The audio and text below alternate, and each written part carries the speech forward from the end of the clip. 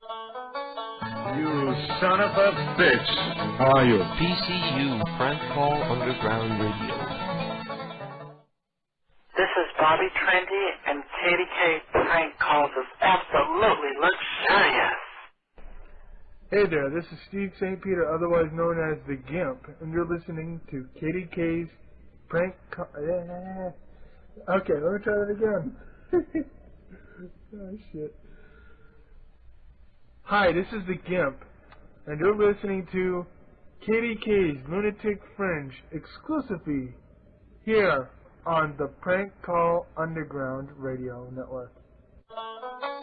What you want me to ask me, darling? PCU, Prank Call Underground Radio. It does it.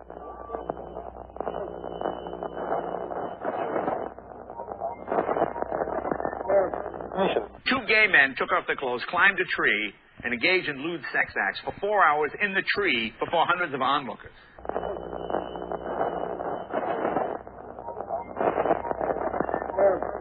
We are controlling transmission.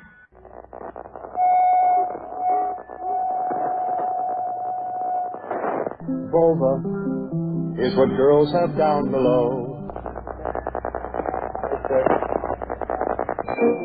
Your breasts grow firm and blossom under their canopy of fragrant silken skin. Feel your breasts swell. Feel them grow firm as they blossom to their natural limit.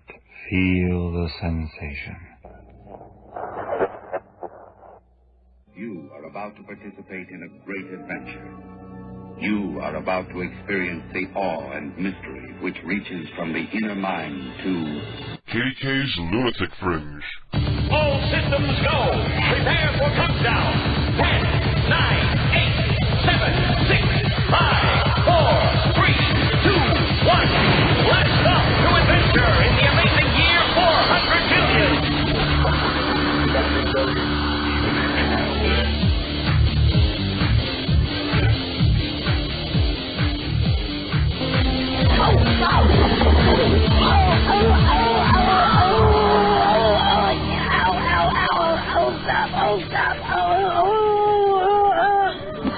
I can't breathe. Stop.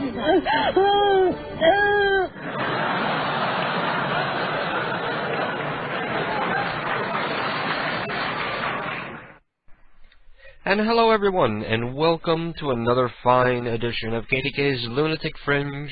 I am the KDK, and we have a lot that we're going to do tonight, because I did some last-minute half-assed planning, and I actually pulled a show out of my ass, and I think it's going to be pretty good. So I hope you take my word for it, and listen to us tonight. Tonight, I'm going to be giving away an optical mouse to a listener. It's brand new. It's not in a box, but it's in the plastic that they get wrapped in before they go into the box and get tied down with the ties and everything. So it's brand new, and I'm looking at the bottom of it, and it says for demonstration purposes only. So this is a mouse that was given to me by someone whose husband apparently swiped it from work. A very nice lady I work with has been giving me a lot of electronic equipment lately, and I thought it was cool at first, but lately I'm feeling guilty because I'm starting to think, where did this stuff come from? Because when I asked her, she said her husband used to work for a company that packaged the stuff and distributed it. And, you know, if he's just getting a discount on the stuff, if he's paying for this stuff, you're not going to buy, like, a dozen optical mice, you know. Optical mice last a long time. You only need, like, 2, probably. So this guy's bringing home this ton of stuff that he's probably stolen in his pockets out of work. And I'm going to give it away on the air here. It's a nice mouse. It's a Microsoft Optical IntelliMouse. And I'll mail that out. I have a trivia question that I'm going to be asking to the people in the chat room.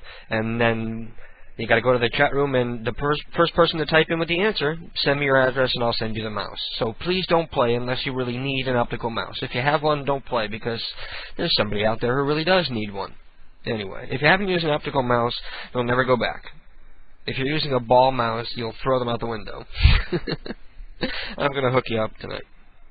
Also, maybe I'll say a few words about Sloan's mental breakdown last night. I have a ton of new prank calls because I've been very busy editing old programs, and I have a ton of great prank calls I can play for you tonight. I have the bad celebrity fake prank calls that I played a couple weeks ago. I started playing and got bored of and stopped playing. I have some bad soundboard calls because I understand the younger people in our audience really dig the lame soundboard stuff. So maybe it won't be so tedious if I play the bad soundboard calls and then make fun of them like as they go on. We'll try to make it a little more interesting. I have the prank call to Jordan's mom, courtesy of Mr. Nose from the chat room. Thank you, Mr. Nose from the chat room. Everybody, go to kdkprankcalls.com and click on the link for the chat room. Or if you're an IRC user, the address is irc.centralchat.net. Go in there and thank Mr. Nose for hooking us up with this prank call. It's a prank call that I did around Christmas time. I spoke about it last week because in the initial prank, Jordan called up and I called up his mom with him on the line, and he wanted me to convince her that I was his gay lover. And then he was going to reveal it as a joke, and ha ha ha, everybody has a good holiday prank. So I called her and she believed me, and then I'm trying to tell her that her son really isn't gay, and she wouldn't believe me. So if it was Jordan's way of coming out of the closet, it was probably not a good idea. But anyway, she called me a couple months ago, and she was inquiring about her son because he was missing. And if anybody out there knows Jordan's phone number, because I can't possibly remember it. I can't imagine anybody else would have it but me, but I don't know his last name. And his mom was concerned about him. She called me at like 3 in the morning, asking where her son was. From Canada. Calling directly. And, you know, I have no, I was so stupid I didn't write down the phone number so that I could call her back and get an update as to what happened. But I can play the prank call, the original prank call. I'm just rambling. I'm going to talk about why I removed the Mustard Lady pics from the gallery. Yeah. I feel out of it. I've only smoked very little, but I'm just... I don't know, I feel like I'm zoning out. Maybe it's going to be a mellow program. If you have ideas for prank calls, go into that chat room I told you about and double-click on my name. You can send me your info that way. Remember, confirm your numbers. Let me know that they're confirmed, and then I'll get to them more quickly than if they're unconfirmed. Because that's not me being a dick. That just makes for a better show for everybody involved, I think. Anybody who knows Keith's Gallery, it's where we put pictures, embarrassing pictures of people that we know, and or just people that we've seen in our daily lives. And well, 2 of the pictures up there were to somebody that we affectionately refer to as the Mustard Lady, because it's a very unattractive lady, or a lady who looks very unattractive in this mustard costume. She's dressed up as like a mustard bottle. And through a friend of a friend of a friend of a friend, she found out that we put them up, and she made us take them down. So I don't want to pick on her. You know, once she knew that the pictures were up there, I was so embarrassed. I was like, oh, I'm so sorry. I'm going to take them down right away, because, you know, we get a lot of traffic to the site, and I'm putting up pictures for, like, people to laugh at her, and I was, like, so embarrassed. I was like, oh. You know, I never looked at it from her side, from her point of view, until somebody brought it up, you know. How would you like to go to a website and see, like, pictures of yourself up there that people are using to mock you? That was pretty cruel of me. I'm a right bastard, aren't I? Anyway, I'm going to go grab myself a beer. I'm in a weird mood tonight, not necessarily a bad one.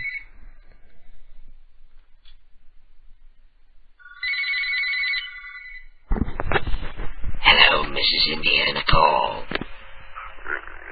Hello? You're not Indiana. Yes, I am the reincarnation of Indiana. It just died. Welcome, my friend. How are you today? I don't know if I'm just really, really stoned or what. Well, I smoked, like, you know, that long intro that you were complaining about? You're complaining the intro is too long. You know why? Because I'm smoking weed. That's my time to smoke weed and get ready for the show, you bastard. I listen to you. I do need a new song, though. I hate that intro. I mean, there's some funny parts in it. I'm sick of that song. The song's just way too long. No, that's why I can't listen to metal. The songs are too long. Yeah. It's too long, and it's like, But I man, wanted it's something stretching long it. so that I would have time to be smoking my weed and get ready But for put the in some program. cool songs. Change it up. Just be like, get 6 minutes worth of songs. Yeah. And then just, whatever. You have think I ought to do like, something different every week? Yeah, I could do no, that. like, you can have the same, like, other stuff. Okay, whatever that meant. I can tell that you're stoned No, too. I mean, like, no. It's the other stuff that you have in the intro. I'm saying the song, like, make it multiple songs. Change that up. Oh, so do like little segments of songs? No. Like little pieces? No, like, how long is that song? Oh, I see. So you think I should like have a 5 song minutes. and then the sound effects and then another song or something? Something. I don't know how to bridge it together exactly. I mean, I didn't know if you wanted to pursue it that deeply. It's hard to find appropriate music for a prank call show. Oh, Jesus. I use that one because the band is called Like KDK. shit. That kicks ass. At the time, I No, just thought it was the I- coolest thing in the world that my a cool ultimate band was goal- named KDK. My ultimate goal is to at least spend an hour on, like, some radio thing just doing prank phone calls and punk rock. Seriously, Why haven't you done it yet? You're like a fat guy who doesn't want to put off, he doesn't want to start a diet until Monday, Or like an Listen to alcoholic. you. Or an Listen alcoholic to you. who can't stop You're the drinking kind of until guy after that the big doesn't want Mars to start a conferences. diet until Monday. Is that what you said? Well, the analogy is that you keep putting it off. You keep saying, I want to do a show, and you keep putting it off, and it's not that big a deal. You just open up a mic and do it.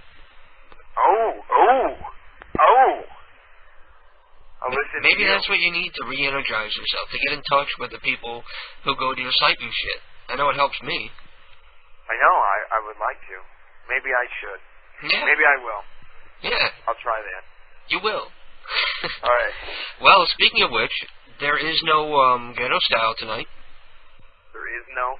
There is no ghetto style tonight, so I've been informed by a friend of Rebel that he and Ted will not be able to make it to do the show tonight, I guess. So there you go, Zach. Tonight from 1 to 4 a.m., it's Oh, God, dude, I can't stand collegesucks.org. Oh, you could do it. You don't have to do it for like 3 hours, but you want to go on after I get off for like an hour and do it? Maybe I don't want to. I double dog dare you. Oh, listen to you, I'll double dog dare you, man. What, are you going to punch me if I don't? No, I think you'd have fun doing it. Oh, yeah. Oh, would you? Thanks, Dad. I'm glad you approve. Well, you can do it with me right now anyway. I know, that's why I called in, Jesus fucking Christ. Are you in another bad mood again? Am I? Yeah. No! What do you mean am I in a bad mood? I love you, you know. Shit, Ann? He sounds like you. Let me see if we have any numbers coming in here. Do you have anybody in mind? No. Did you hear my prank call to Mary last week? The smoking woman? I think so.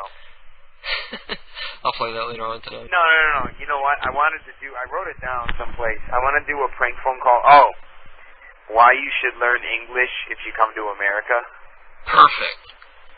Awesome. No, but, a prank phone call album, but we could have, like, all these guest spots where, like, everyone just does it, and it's, like, how bad can you fuck with foreigners? Okay, awesome. So it's an Asian... No, but, I mean, no offense. Oh, shit, not guess what? in any negative way, shape, or form, but foreigners you can always fuck with on the phone. Like, you look up New York City, and you just look up, like, Wang. Yeah. And they're not too hard to find. Maybe hard to find one that works. Hello? Yeah? Hey, how's it going? Who is this? Oh, this is Amber. How are you? Amber? Yeah. Amber? Yeah. I got my friend Paul on the phone. Huh? Hello? Paul? Hold on. Hello. Hold on. Who's Amber? They know what you have. Hello? Hello. Hello? Yeah. Hi, it's Paul and Amber. Hey. Who? I'm Paul. And that's Amber. Huh? We wanted to speak to you. We wanted to speak to... Hello? Yeah. Can you understand me? Henry? Yes. No, I don't want a handy. Okay. What are you Hold on. What are you handing us? What are you saying? See, this demonstrates the problem, because the reason why we're calling is how you live here, and yet you still can't communicate with the rest of us. It's a fundamental flaw in our entire society, and you need to do something about it by starting with yourself. Hello? Yeah? Mr. Bong? Yes?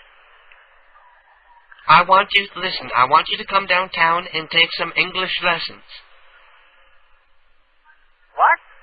No, that's not what I meant, Paul. Well, that's what I mean. Mr. Baum? No. Paul's talking jibber jabber. Like this land is your land thing. It doesn't make sense. I don't know what you're talking Mr. about. Baum? No, but you understand what I mean, because you're living here, yet we're speaking perfect English, and you don't know what we're saying. That's a problem. What is your deal?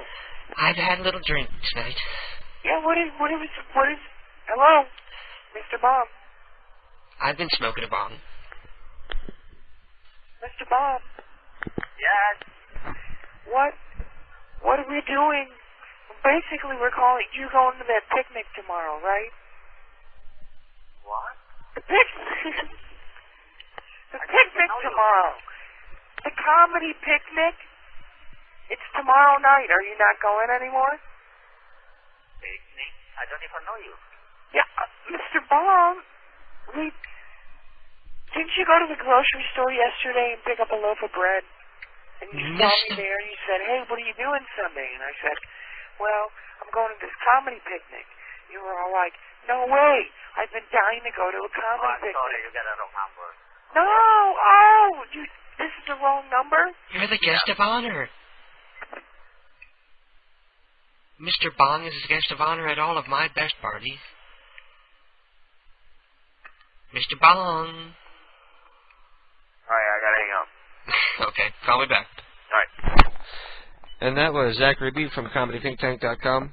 Just trying to have some frivolous fun. No, I'm not really a racist. I'm just teasing somebody. It's a prank call. It's not reality. Sort of like a comedy sketch. I'm not necessarily the person who's making the call in the call. You know what I mean? Or am I just crazy? I found an outlet for my schizophrenia through the art of prank calling. Hey! Wow, that was way too loud. Sorry about that. That was pretty good. You want to make me a cigarette, man? Was I coming off too racist? Yeah, dude, that's not what I meant. I thought that's what you meant. No. That's the title of the CD.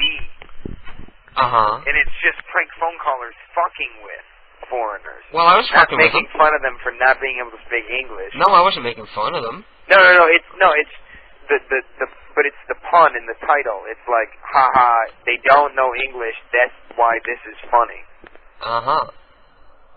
And it's like, it's proving that point. We're getting our point across because you get aggravated at that like I do. Well, I mean, we really can't get mad about it because that's just the way life is. I don't get aggravated about it. I love a foreign person. You're a racist bastard. I mean, No. That's basically what it comes down to. Racist bastard. You're a fag racist. Yeah, You're exactly. like the worst breed, fag racist. Here you go. I gave her the earmuff headphones. Hello. She doesn't have them on yet, but maybe the delay. Are you going to plug in over here? You're going to load it over there?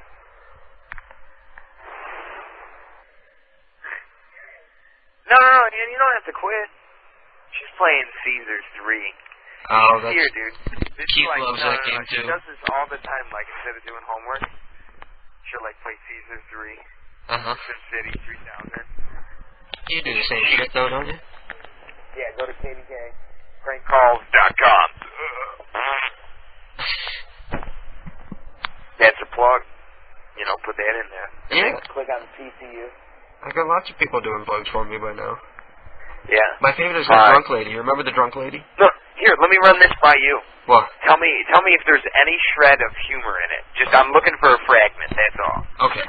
Alright, if I do stand-up comedy, do you think it would be funny if I gave myself a little bit of breast?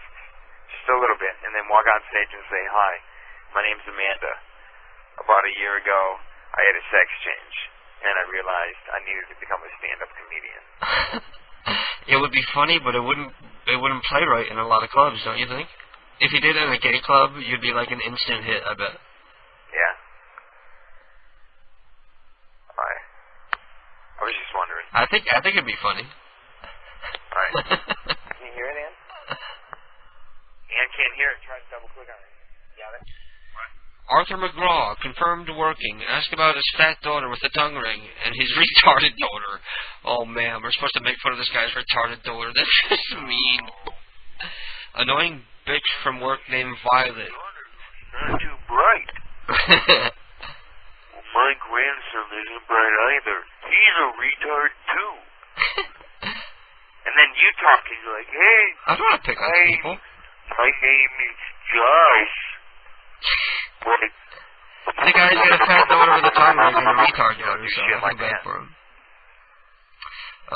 Al, her fiance is fucking around on her, or that her daughter needs to pick up her food stamps at the grocery store. She misplaced them. No, I mean, this guy's mean. Shit. This is just rude. Frank, this woman I met over the internet. Singling out. No, I almost feel like a racist. What?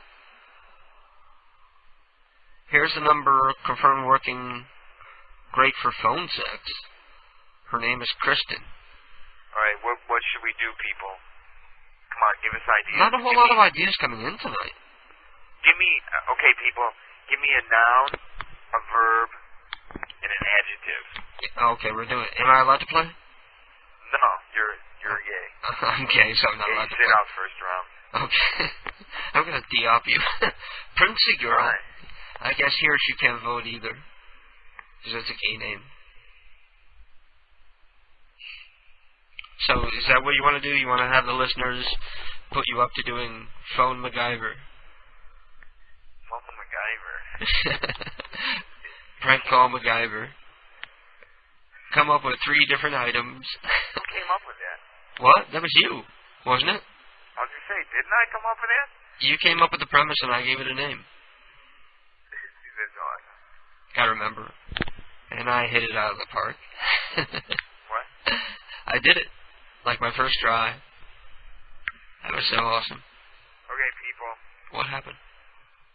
I have some numbers for you to prank in Canada, confirmed working. There. Yeah, let's call it. You ever hear of the Troubadour in Los Angeles? Yeah. We're working for an online magazine that's just getting ready to do its IPO. Oh, okay. We're looking. So you're going to start out. This is your premise. Well, you were looking up, Dick Fuck Slowly. Bowl Fuck Slutty. Noun, verb, adjective. That's too hard. What, Bowl Fuck Slutty? That's an easy one. God, everyone's always so perverted. Well, I mean, what's up with all this? Dick Fuck Slowly. Cock Fuck Harry. Bowl Fuck Slutty. They're not very creative tonight. Phone sex. What is this shit? We got a bunch of perverts listening. Yeah, really. Well, Mike Appel's a pervert. Banana Feeler Jewy. I like that one. That one's pretty good. Banana Feeler Jewy. That's a difficult one. We'll do that. How do you work feeler in there? Oh, dude, we just busted up in the top. Like, it's one of those where you just throw it out and you see where it takes you. Like, you introduce yourself with it. Yeah. You're like, I'm with the Banana Feeler Jewy Association of America. And I was you don't want to do that. Many of our members were there right now. How about you have to work it in as, like, separate words? Like, you have to mention bananas, feelers, and say the word Jewy separately. Like, throughout the course of the call. You break the ice with that, and then you start mentioning it. Oh, okay. Well, you mean, like, mention it throughout the whole call? Yeah. Okay. Well, I got you. I'm a little slow tonight. You do it. You started. We were looking for who? Banana Feeler Jewy? We were looking for the Jewy Banana Feeler. That'll be his nickname. Come up with a name of somebody that you like. Who's a comedian that you like? Carrot Top. Okay, so we're calling... We're calling Carrot Top, and behind his back they call him the Jewy banana fever.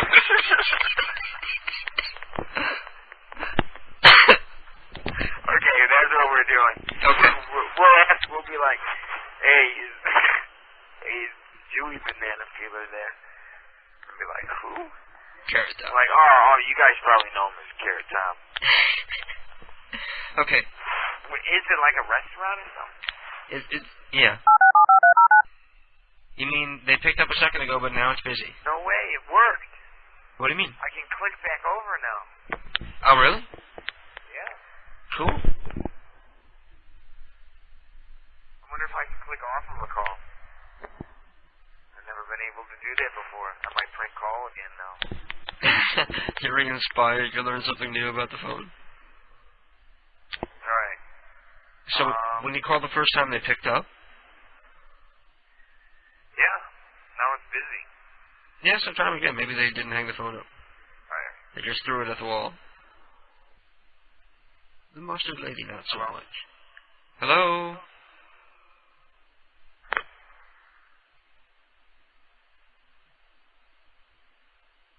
I don't even hear it ringing. Did I lose you? Alright. I fucked that one up. Accident, sorry. Well, you forgot to click over on me? No, I clicked over too soon.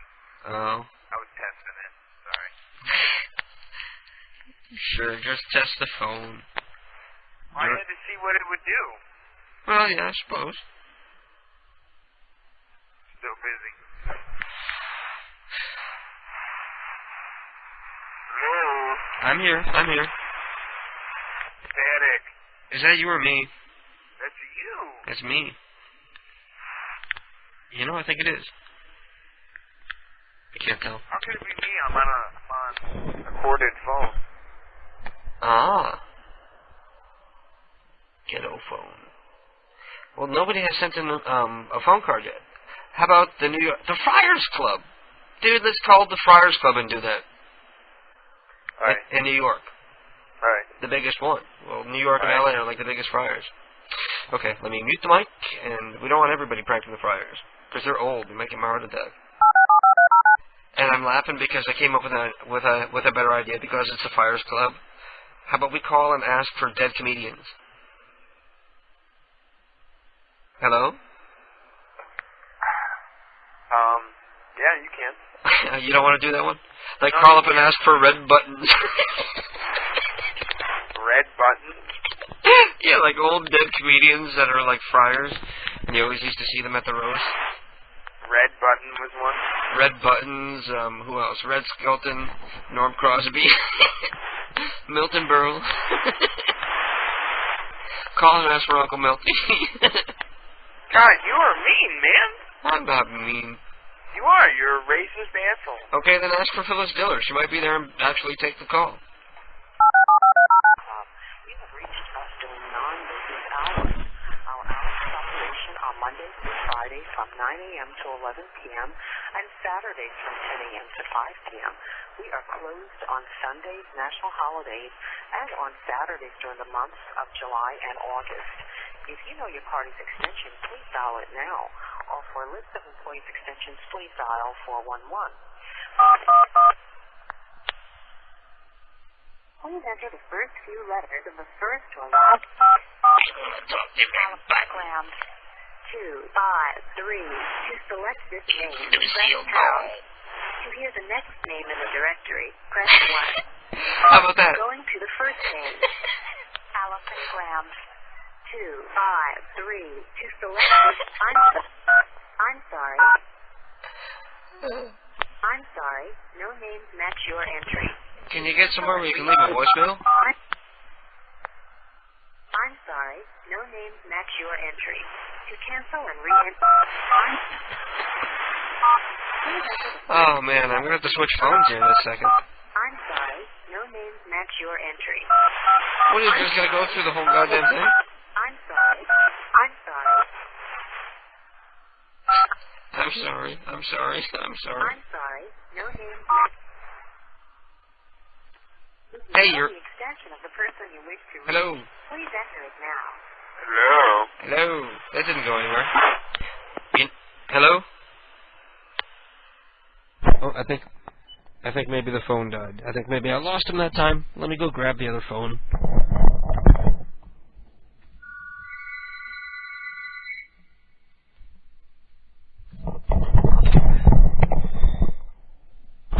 KDK's Lunatic Fringe are on the air. Alright. Okay, I switch phones. You know what I was thinking? Wouldn't it be great to call up the Friars and leave a message as the, with the Joe voice saying I'm Lucille Ball and I'm looking for red buttons? Alright, let's do it. That'd be me. And I'll say I'm Thurston. What, that wasn't the Friars Club just now? Yeah, I fucked up though. Something happened. So that was the wrong number? No, that was the right number. They're closed. Yeah, Okay, I need another number to call. We should just... Old people go to bed by like 7. I was gonna say, you know what? What? There might be some people in their dorm rooms. So it's up to you, man. What do you feel like doing? I'm looking. Hello, this is Lucille Ball calling from beyond the grave, and I'm looking for the ghost of red buttons. What would they do to that? I wonder. I have no idea, man. Because that's pretty much what Lucy sounded like towards the end there. Oh, I know. When you heard Lucy in her later days, she was like totally Joe all over. Where, Ricky? Alright, here we go. Okay. Did Lucy smoke cigars or something? I think she did. Can't wait till Arnold Schwarzenegger gets throat cancer. I'll be back. Hasta la vista, baby.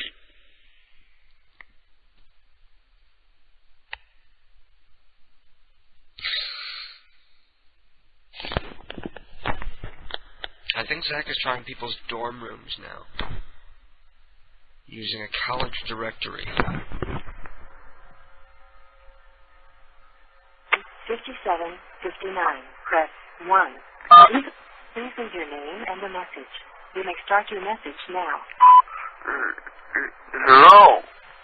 How are you doing now, the old Mr. Smith? Welcome to college. It's your grandfather. Yes.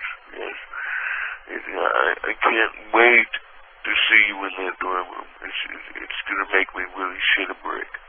Really shit a brick. I got your grandma here.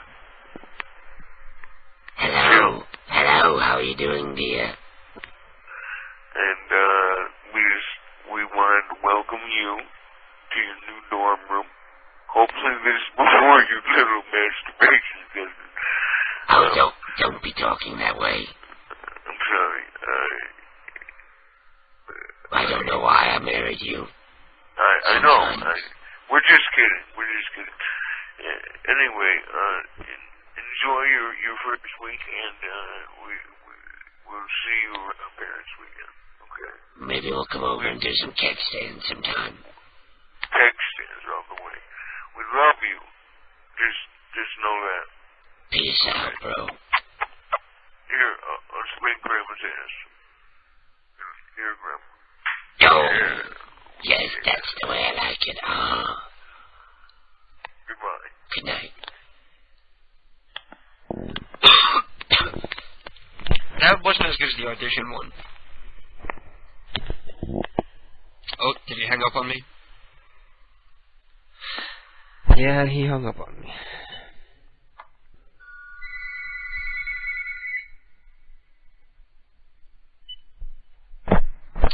Hello. Hey. Okay. Hello.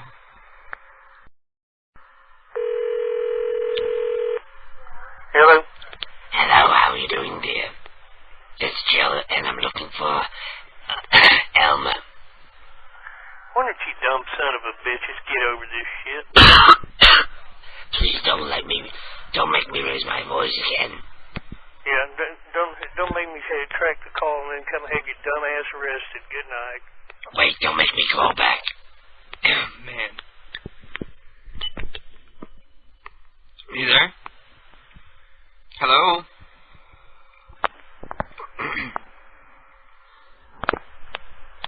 I think we lost Zach, and I'm dying over here. I'm going to play a prank call from last week. We had a lot of fun with it. It was to Mary, the crazy smoking lady. And, well, first let me play my impression of her. Some people think she was smoking while she was talking to me, saying, I don't smoke anymore. I don't smoke.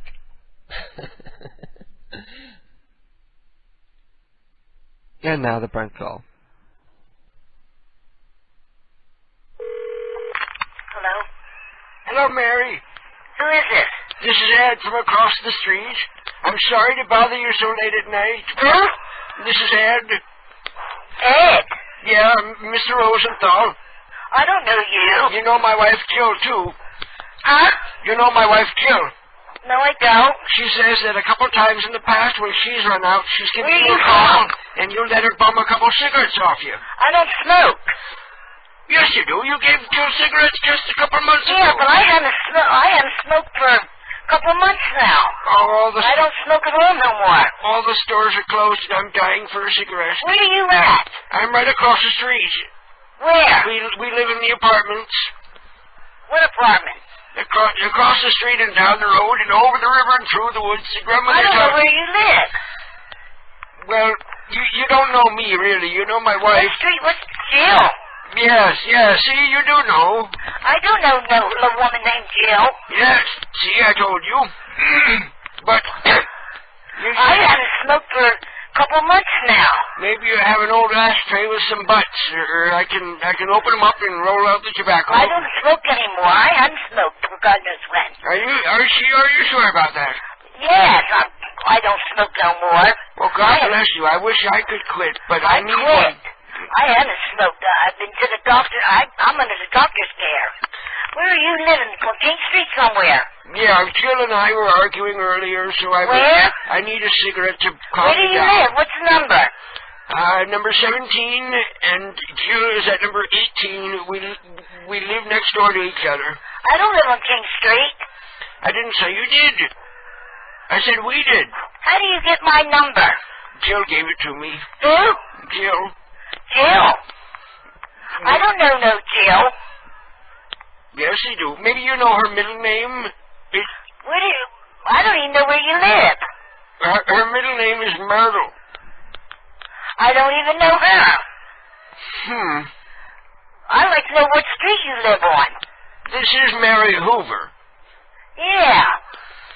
And what's your name? What does it matter? You don't have any cigarettes anyway. I don't smoke anymore. If I did, I've been kidding. I don't smoke. I haven't been smoking. You were about to say if you did have some, you wouldn't give me any. any. Yes, but I don't have any. I don't smoke. Okay, well... Where I live at, I don't smoke at all. Well, I hope you run out of cigarettes one day and you need one. I don't smoke, I told you. And you call Jill and she'll tell you tough luck on you. I don't even know Jill's number. Okay, well... I told you I don't smoke no more. I'll tell Jill she shouldn't ought to socialize with you anymore. I don't want her to. I don't smoke. Okay. I just got done telling you I don't. Well, I take too much medicine. Your sister told me that you hide the cigarettes and you smoke behind your back, so... Oh, that's a lie. Well, that's what she said. That is a lie. So, okay, I guess I'll have to take your word for it. I'm going to talk to my sister. I am. Okay, well, I didn't want to start any trouble. Well, I think you are. No, it wasn't her that told me, actually. It was Jill. I don't even know who Jill is. Okay, well, maybe it's better I don't even know where you live. What does it matter where I live? I don't even live on King Street. I barely know where I am half the time. What? I barely know where I am half the time. They have me on so many meds. I don't smoke at all, and I'm going to talk to my sister. She knows I have been smoking. I have no cigarettes. I don't smoke no more, and the doctor knows I don't smoke. Where I live at, I don't do no smoking. They don't permit smoking in here. In some of these places. I get it. So that's why you got to sneak them, because you can't smoke in there. I do not smoke at all. I just got done telling you. Now, keep in mind that one of our listeners knows this woman in real life, so he knows that she still smokes, because he sells her the cigarettes. So we know she was lying out her ass. So I don't want to feel guilty about making this prank call to this old lady about her smoking, because you know what? Maybe she gets paranoid about people knowing about her smoking, and maybe she really does quit for real. Wouldn't that be great? Okay, well... My place don't snow or nothing. Best of luck to you. Damn, I'm tired of you calling here. I've never called you before in my life. Well, whoever called here, I do not smoke, and I'm letting you know I don't smoke. Okay. And I don't even know your wife. She might know me, but I don't know her. Okay, well... I'll get my number changed. If I hear any more, I'm going to have it changed. But you don't have to be so angry. I don't care. Well, don't start trouble. You're starting trouble right now. I was asking for a cigarette. I'm not... No, I don't smoke. I'm not starting trouble. I just want a cigarette. I don't smoke. You know how it is when... And I'm glad I don't smoke anymore. But I bet you need one now. You're so stressed out. No, I don't. I don't smoke at all. Okay. And I'm glad, because I have high blood pressure. Okay, well, I'll let you go. Because I take a lot of medicine. I take 6 or 7 medicines. I do not smoke. Can I ask you what you're doing tomorrow night?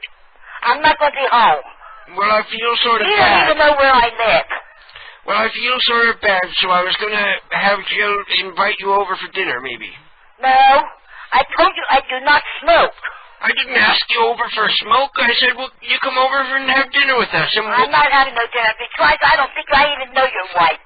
Well, if I knew where you lived, I'd tell you. You don't even know where I live. I bet you'd know her if you saw her. She's, You might have my telephone number, but you don't know where I live. I do not live on King Street.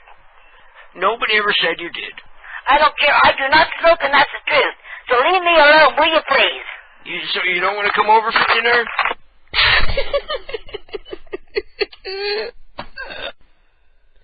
And that was an instant classic. I don't smoke. I like my impression also. I don't know if I remember that impression. I have to practice that one. Don't tell me I closed out that folder I needed. No, I didn't. Okay.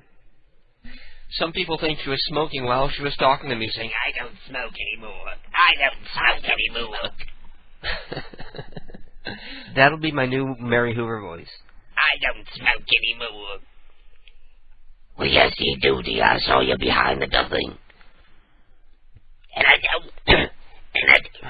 See, every time I, like, switch voices, I gotta hear it to be able to, like, pick it up, because I'm so new at it still.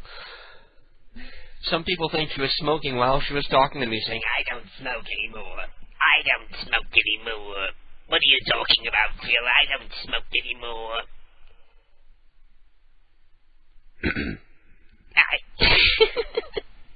I'm fucking crazy. Anyway, I found a phone card that appears to have a couple bucks on it. And it's a card that I wasn't using because it's a pain in the ass.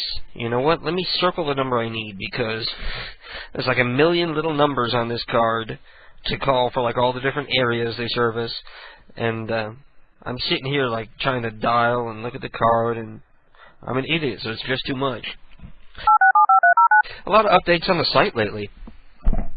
I edited the past 2 episodes of KDK's Lunatic Fringe within 2 days of each other. Go me. I did a lot of editing work, so we have a lot of prank calls to play for you tonight, and we'll be playing them throughout the night. And who knows what time we're going to end, because there will be no ghetto style. I wasn't kidding before when I was talking to Zachary. There is no ghetto style planned for tonight unless Ted shows up at the last minute. So let's all keep our fingers crossed. And I have the bad soundboard prank calls. Oh, I can't wait.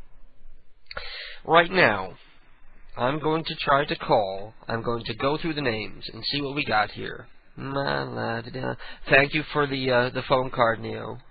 I'm not going to use it. I'm going to kill off the one that I found here, no matter how much it bothers me to use this card. And we have the phone number for the Beverly Hills Friars, so it would still be early in California. Maybe we can call the Beverly Hills Friars. I don't smoke anymore. I don't smoke.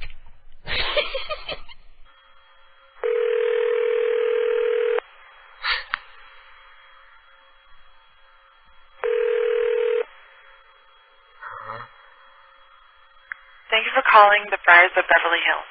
If you know your party's 3-digit extension, you may dial it at any time. For the personnel directory by first name, press star 2. For the dining room, press 4. For the administrative offices, press 5. For the health club,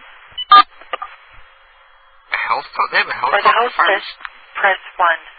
For the Transferring call. Please hold.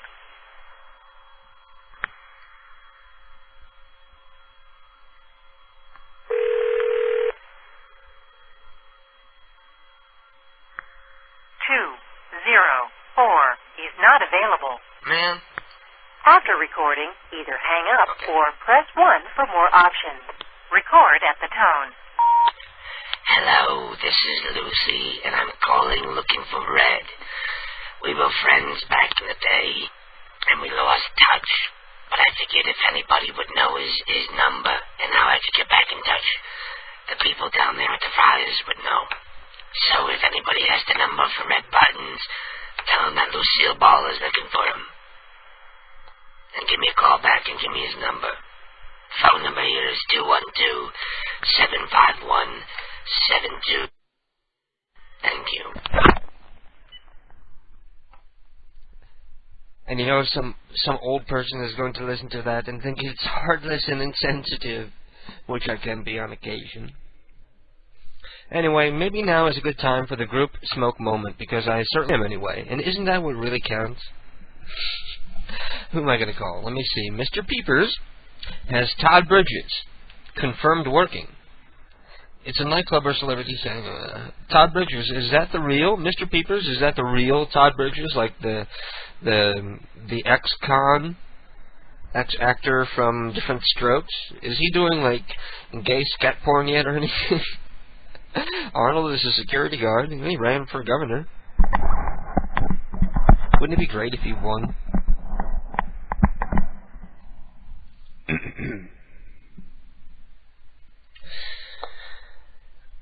And even if it is a real number for Todd Bridges, what do I say? I can ask him if he wants to buy any crack. Actually, I don't remember. If anybody remembers exactly what Todd Bridges got arrested for and went to jail and did time for, let me know. Maybe it was like armed robbery. Armed robbery.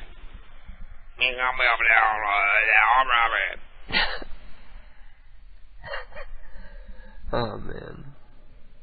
Juggle Who says the music is too loud. Okay, sorry.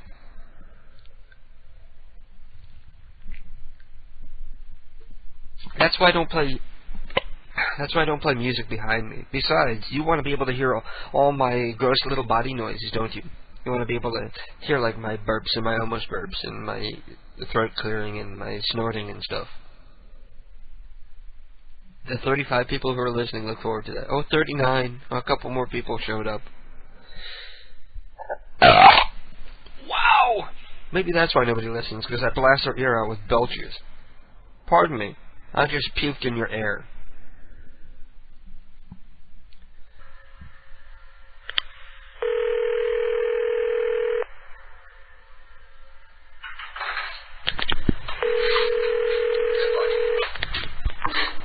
Sorry we can't answer your call right now, but if you leave your name and number, we will get back to you just as soon as we can. If you are sending a fax, please do so at the sound of the tone. Thank you. What you talking about, Willis? Hello. Hello. How are you? Good. Hey. I love you, you know. I love you too. I'm in a very mellow mood.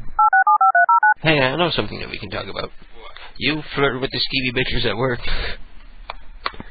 She comes up to me. You gotta hear this. She comes up to me. I'm walking by, and this girl that I work with comes up to me, and she says, "Now I don't want you to get mad at me, but Keith asked me to cast a spell on him to make him fall in love with me." No. Or you dared her to. Oh yeah, because she said that she could cast spells. So I said, No, do it.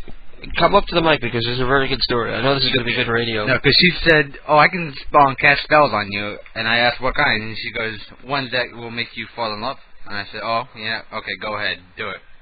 How old would you say she is? I believe she's a sophomore.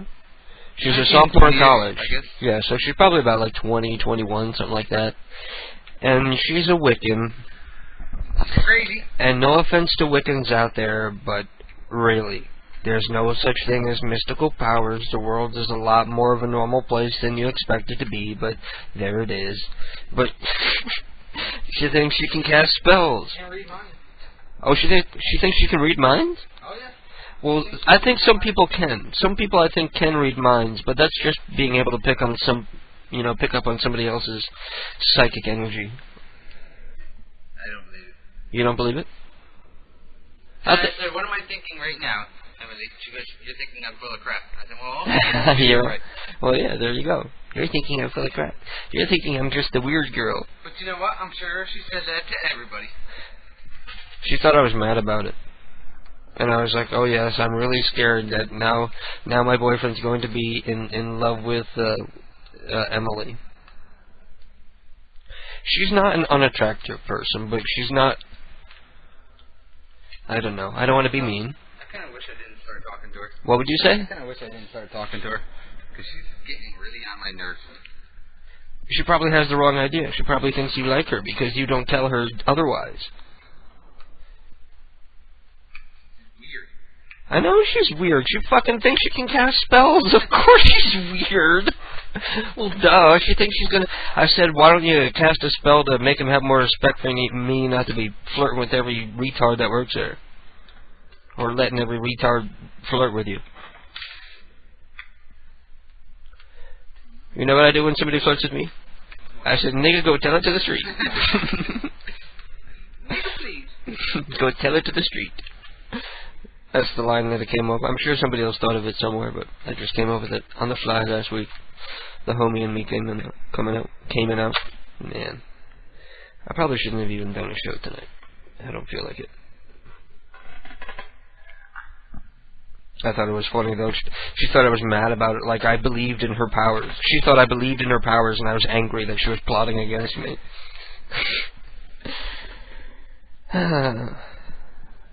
And it's one of those situations that you encounter many times throughout life where you just have to realize that the person that you're dealing with is not operating on the same mental level.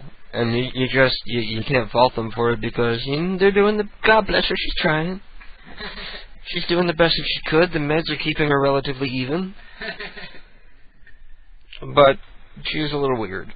I feel bad for her because the others pick on her and they make her cry. I remember when she first started working there, she didn't know what she was doing, and it's very stressful to be in a busy restaurant and have like someone working with you who doesn't know what they're doing. I understand more than anybody.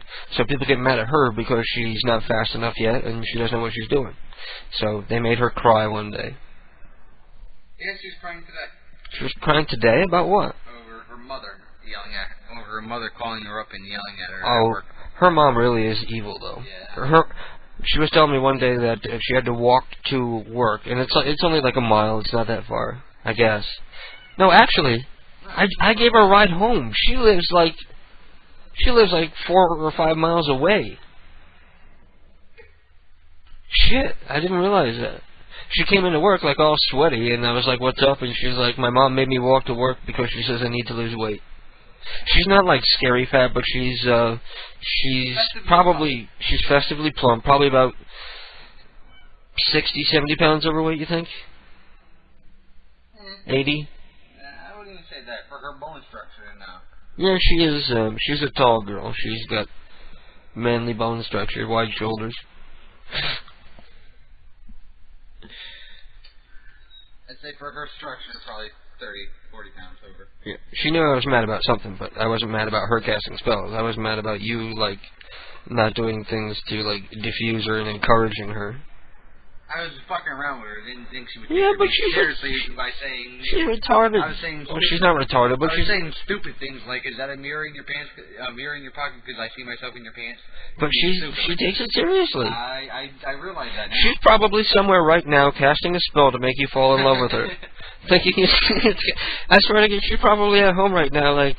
Yama, yama, yama. I asked her if she could turn you into a newt. And then she starts saying, well, don't worry, because I'm not going to charge the spell. So then it won't really work. And I was like, of course, it's not really going to work. If it worked, you'd have the most beautiful guy in the world, wouldn't you? If you were Miss Juju. And you'd be beautiful. No, I don't know if voodoo can do anything about your appearance. Unless he made a good plastic surgeon. Then you can put the juju on him. But anyway, we gotta make some calls. Are you hungry? Not really. Okay. Just how we're shopping. $150. Yeah, but go take a look at the refrigerator. Go take a look at the freezer. It's like I had to play freezer Jenga trying to get everything in there. All the different boxes. You know, sometimes here's a little trick for, I know a lot of our listeners are younger and they don't have to deal with this. But when you have your own freezer and you have to fit the things in there, one of the little things that you learn is like you can take things out of boxes to save space. Like if you take the nuggets out of the box of the chicken nuggets, it's really inside of a plastic bag. So all you really need to keep is that bag. You know how to cook them already, right? You don't need the box. I had to pack everything in there, and every time I thought it was like done, I would turn around and find something that I forgot to put aside. But you know what? And then you gotta re. I'm gonna. Hello, kitty. I'm going to play a prank call. You should feed me. Yeah, I haven't fed them yet. I'm going to play this prank call, and then I'll be right back. It's a Sean Ward prank call. My name's Sean Ward on the MIC.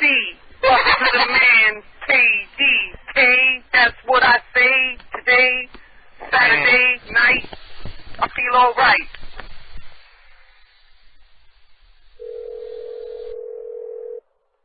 May I help you, please? Yeah! What's up? How you living? Are you living? Yeah, you doing alright? Who is I'm talking to? You're speaking to the man, MC Concept. I'm famous. I don't know who. You ever heard of me? No. You ever watch MTV? No. You never watch it? What about BET? You watch BET? Yeah. Could you watch BET? You're going to see me on the television, you know what I'm saying? Because I be slicing MCs with precision. My name is MC Concept, you better recognize. Okay, did I win anything? You know what I'm saying? We're going to play a little game right now, you ready? Mm-hmm. Alright, goes like this. His name is Tim Uguala. Am I white or am I black? What's that name? Black? That's right, Tim Uguala is a black man's name. You got it right. You know what you win? What? You win some fish sticks. I'm going to come down there with some Captain Highliner fish sticks, and I'm going to feed them to you. You and me, we're going to have a date. What do you think about that? Fish sticks? Yeah, fish sticks. We're going to eat some fish and chips, because that's what black people eat. Mm-hmm. Fish and chips, English style, because they got black people in England. They went there from the sun. Mm-hmm. You ready? We're going to eat some fish sticks, me and you. It's going to be tasty. You're going to be all like, oh, that's the best fish I ever ate in my life. I don't eat fish sticks. Are you hungry? No. What you got to eat up in there? Some of everything. What? Some of everything. Oh, shit, that's all right. You got, like, Doritos? I don't eat Doritos. No, but you got them up in that store, though. Yes. That's all right. You know what kind of Doritos I like? I like the nacho cheese Doritos. You know why? Because it's like a joke I once heard. I'm going to tell you this joke right here. It goes, what do you call cheese that doesn't belong to you? Nacho cheese. Somebody playing on the phone. Yo, that's some funny shit, yo. What you think about that? I didn't think about it. Yo, you know what I think? What? I think you should come to my house and help me polish my gold records. Come on to the 7-Eleven so we can see you. I'm not going to come down to 7-Eleven. I'm going to come down in my limousine with my gold chains around my neck. So you know how many girls I'm going to have with me? Huh? Yo, do you sell pornographic magazines? Yeah. Because this is the reason I'm calling. You sold them pornographic magazines to my cousin. My cousin's underage and you sold him a pornographic magazine. Now I got his mom's calling me thinking I gave it to him. And I'm like, no, I ain't giving no pornographic magazines. I ain't down with that. He's all underage and shit. Next I'm going to give him cigarettes. Next I'm going to buy him a hoe. I don't think so. Okay, I got some customers. 7-Eleven is selling my cousin in pornographic magazines and he's too young for that shit. I'm telling you. Yo, why you fronting on me and shit? That, sir. What you saying, girl? I don't know nothing about it.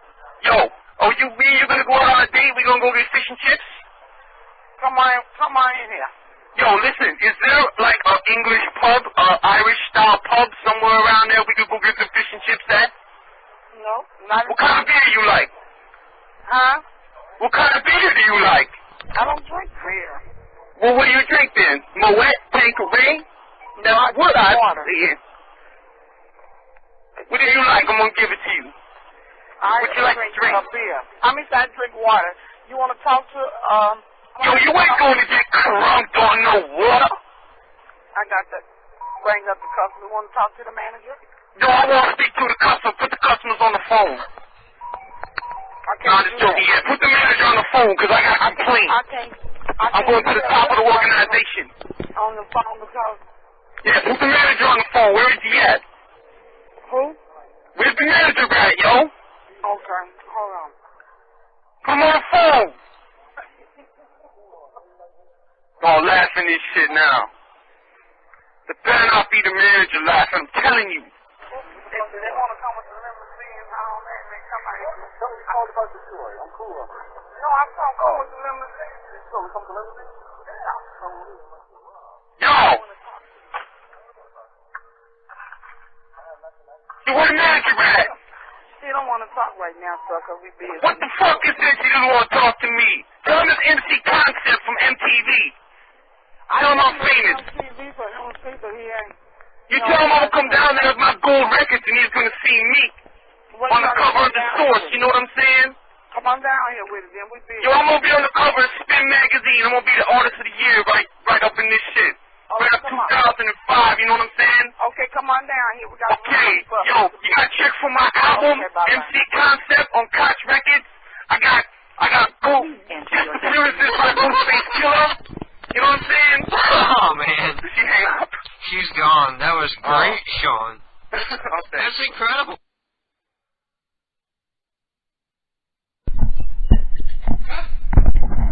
And we're back. And that was SeanWard.net doing his DJ Concept to the oblivious woman who thought she won some kind of radio prize. She won some fish sticks. I'm going to come down there and feed them to you. You want some fish sticks? I love that. Yeah, really. Because that's what black people eat, he says. I like fish sticks.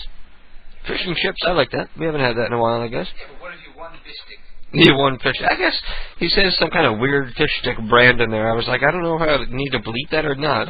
Well, we didn't say anything bad about the fish sticks. He says they're really good, actually. We weren't dissing the fish sticks. You're going to have to keep the volume down on that, otherwise people are going to hear you playing PS2 in the background. They'll be distracted by that. They'll be guessing what game it is in the chat room and shit. I know that's Art Galad, the second edition. Twilight of the Spirit. Greatest hits version. I'm going to try to call Todd Bridges. You know, from Different Strokes? He was Willis. I'm going to ask him, so, what were you talking about? Where's the red phone? Did you come over here and snatch the red phone? Oh. Ah, that one goes on that cradle. Color-coded for your convenience.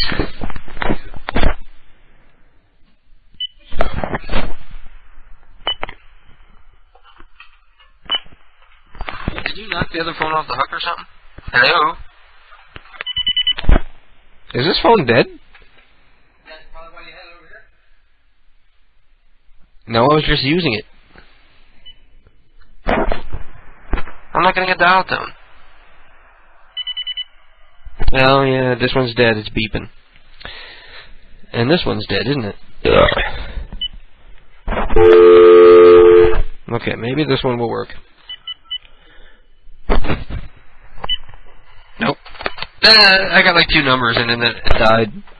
Guess what? We can't make any more prank calls. What? No, this one I know is dead because it's been left out. I thought the red one... I took the red one off the hook this afternoon. So it should have been relatively fully charged. What? No, it's not. That's a good phone.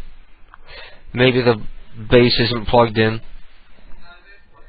Well, that puts the kibosh on prank calls. Because there's no way I'm going to get wires and run the corded phone over here. No way I'm going to do that. That's just... in the old days, I used to run back and forth between the answering machine and the headset so that I could hit the record button and get a microcassette recording of the calls. God. That was the old days. Nowadays, I don't even need to think about the recording. It's just done automatically on the computer. It's a wonderful thing. Everybody's all disappointed. We can't make live prank calls. Invite Crazy Dave over. Maybe he's got a cell phone. A cordless phone. Thank you for bringing a phone. Now get up. Yeah. No, let him talk his crazy stuff. That'll be funny. You know, one thing I was thinking about doing on the air, I was thinking about doing it around Halloween time because of the subject matter. But I'm going to attempt to read somebody's tarot on the air. So I'm going to have to read up on my Celtic Cross and my translations and stuff. Because I can't do that off the top of my head. But on the Halloween program this year, I can do rune castings a lot easier. We can do rune castings on the air. And I can read people's tarot. I can play Miss Cleo. And read people's fortunes. Or help people read their own fortunes. Because that's the way it really works. Anyway, I guess we're going to have to resort to playing prank calls, in which case it's a damn good thing I have a lot of stuff that I can play. This one is called Are You Ho, and I'll be right back. Well?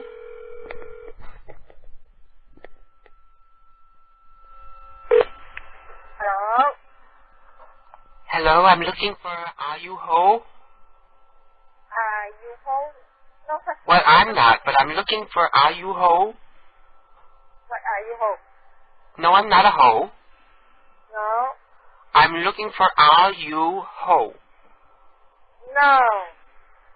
This isn't the Ho House? Yeah, I think it's the wrong number. You sound like a ho. Yeah, no. What is your name?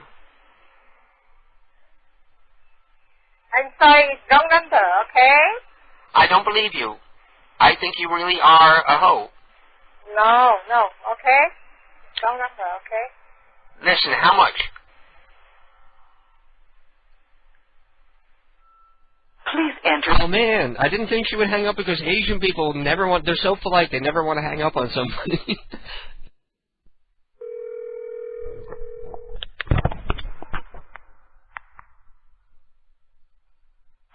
Hello? Hello? I'm looking for Roketta. Who? Roketta. Who is this? My name is Edmund. What are you looking for? I'm looking for Mrs. Roketta Tampon. Why? Is that you? Why? Roketta, how are you doing, dear? I'm sorry I didn't get your voice at first. How are you doing, Ruby? I'm fine. Would you say I'm fine or bye-bye? I'm fine. What are you going for you? Where are you going in this hour? I'm calling just because I'm coming to the States tomorrow, and I want to visit you and your husband. What here? Maybe bring you to Universal Studios or something.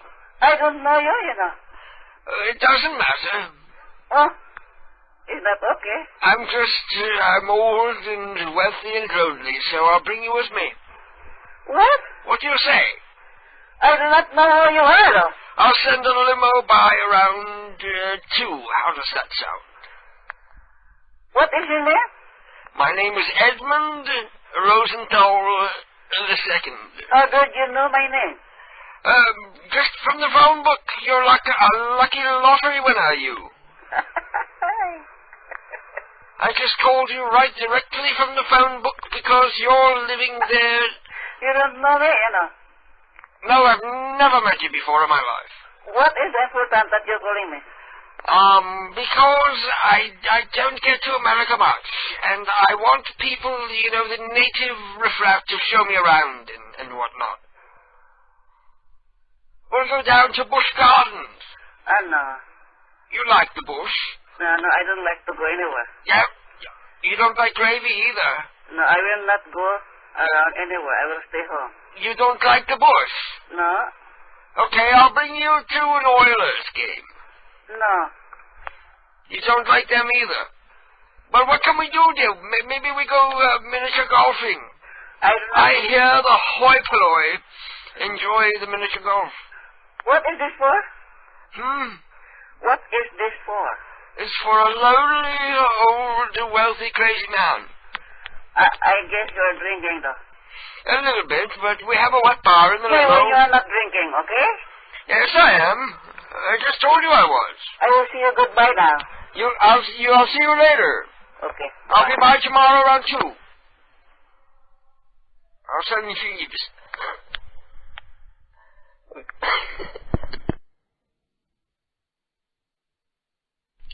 And we're back. And when's the last time this happened where we didn't have like a working phone to be able to make calls? Everybody, let me check in the chat room. They're all probably like saying, "Oh, he's just saying that. He just doesn't feel like making prank calls." Prank, you goddamn prank monkey. Yeah. Oh man. I knew the white one would be dead, but I thought the red one would be okay. And I had put the white one on the cradle when I came home. Because it took me like an hour to do the fucking shopping. Did you take a look in the freezer? No. I got like a big box of Cordon Bleus. Yeah. Whoa. And thanks to Mr. Nose in the chat room, we are able to listen to the Jordan's mom prank call. The prank call that I did to Jordan's mom. Do you think it's evil of me to play this prank call? Suppose something happened to Jordan. Suppose he disappeared somewhere. Has anybody heard about somebody named Jordan from Canada disappearing or being found somewhere? What? Bummy rape. What? Bummy rape. Bummy raped. Okay. We know what your mind is. Which reminds me, I want lovin' tonight. Call Ed. Who is Ed? Ed Rosenthal? Big, fat, ugly red. Oh, yeah.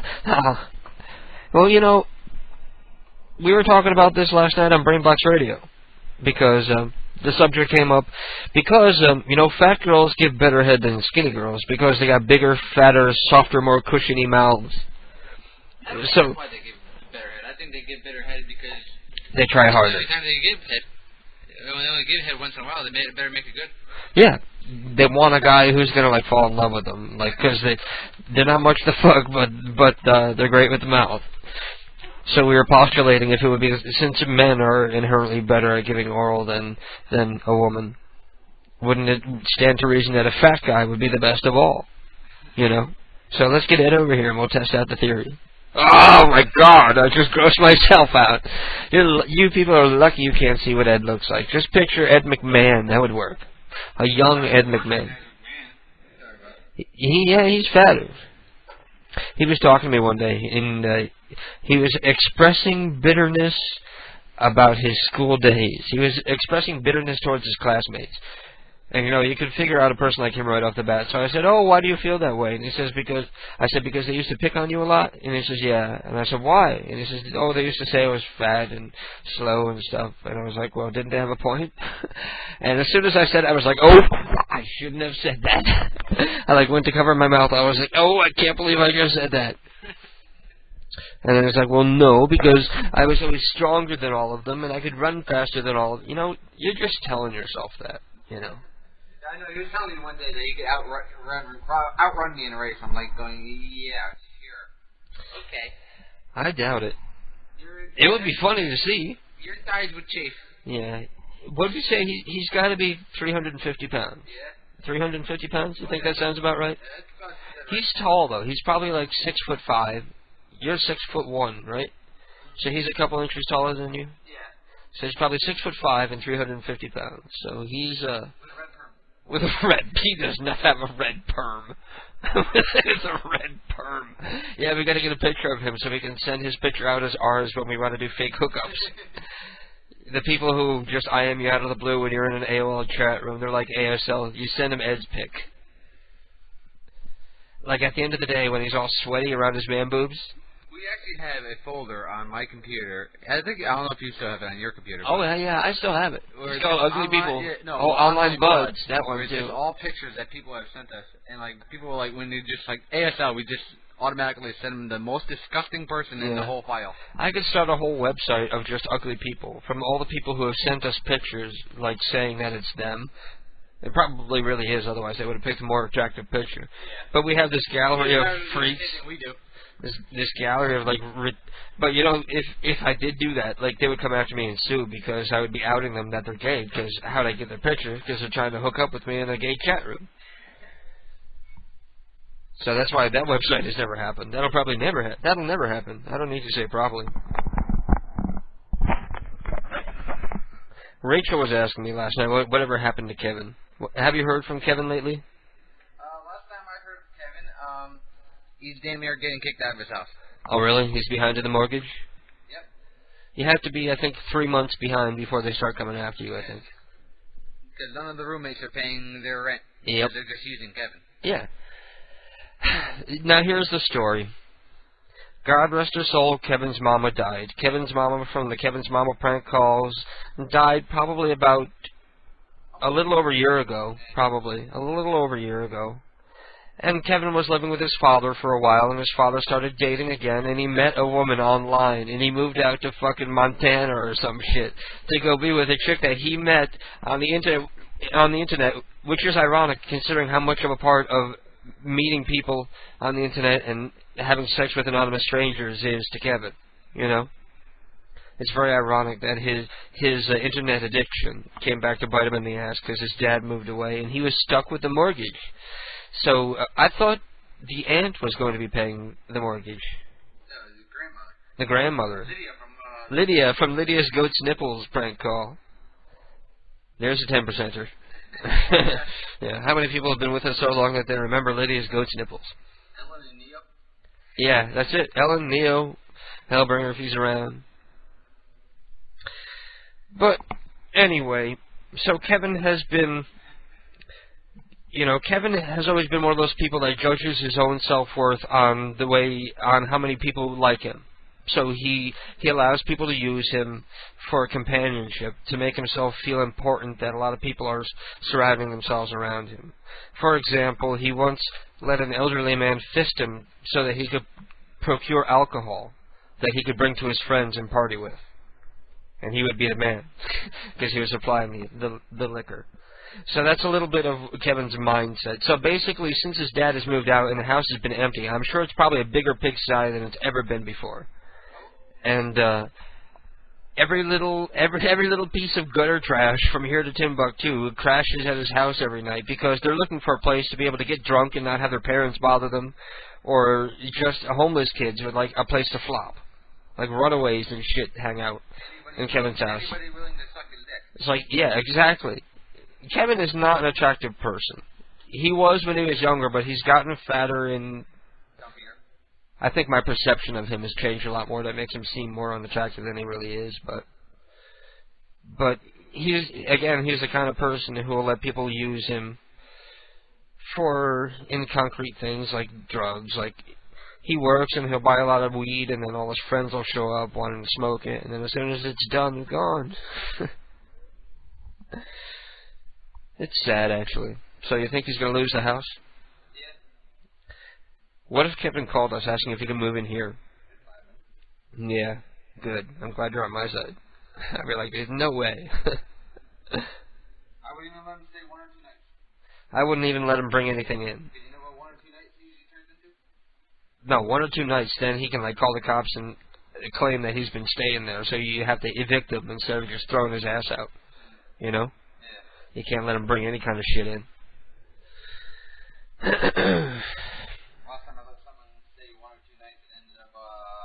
I'm going to open up the AIM. Since I can't make prank calls, pardon me for a second. What were you saying? You got to lean in. Last time I let somebody stay at my house for 2 or 3 nights, it ended up turning into 4 months.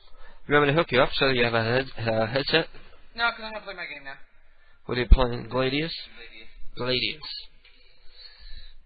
Looks lame. I'm going to open up the AIM so that people can get more interactive because I'm not... Hang on a second. Now people are going to start fucking bothering me again.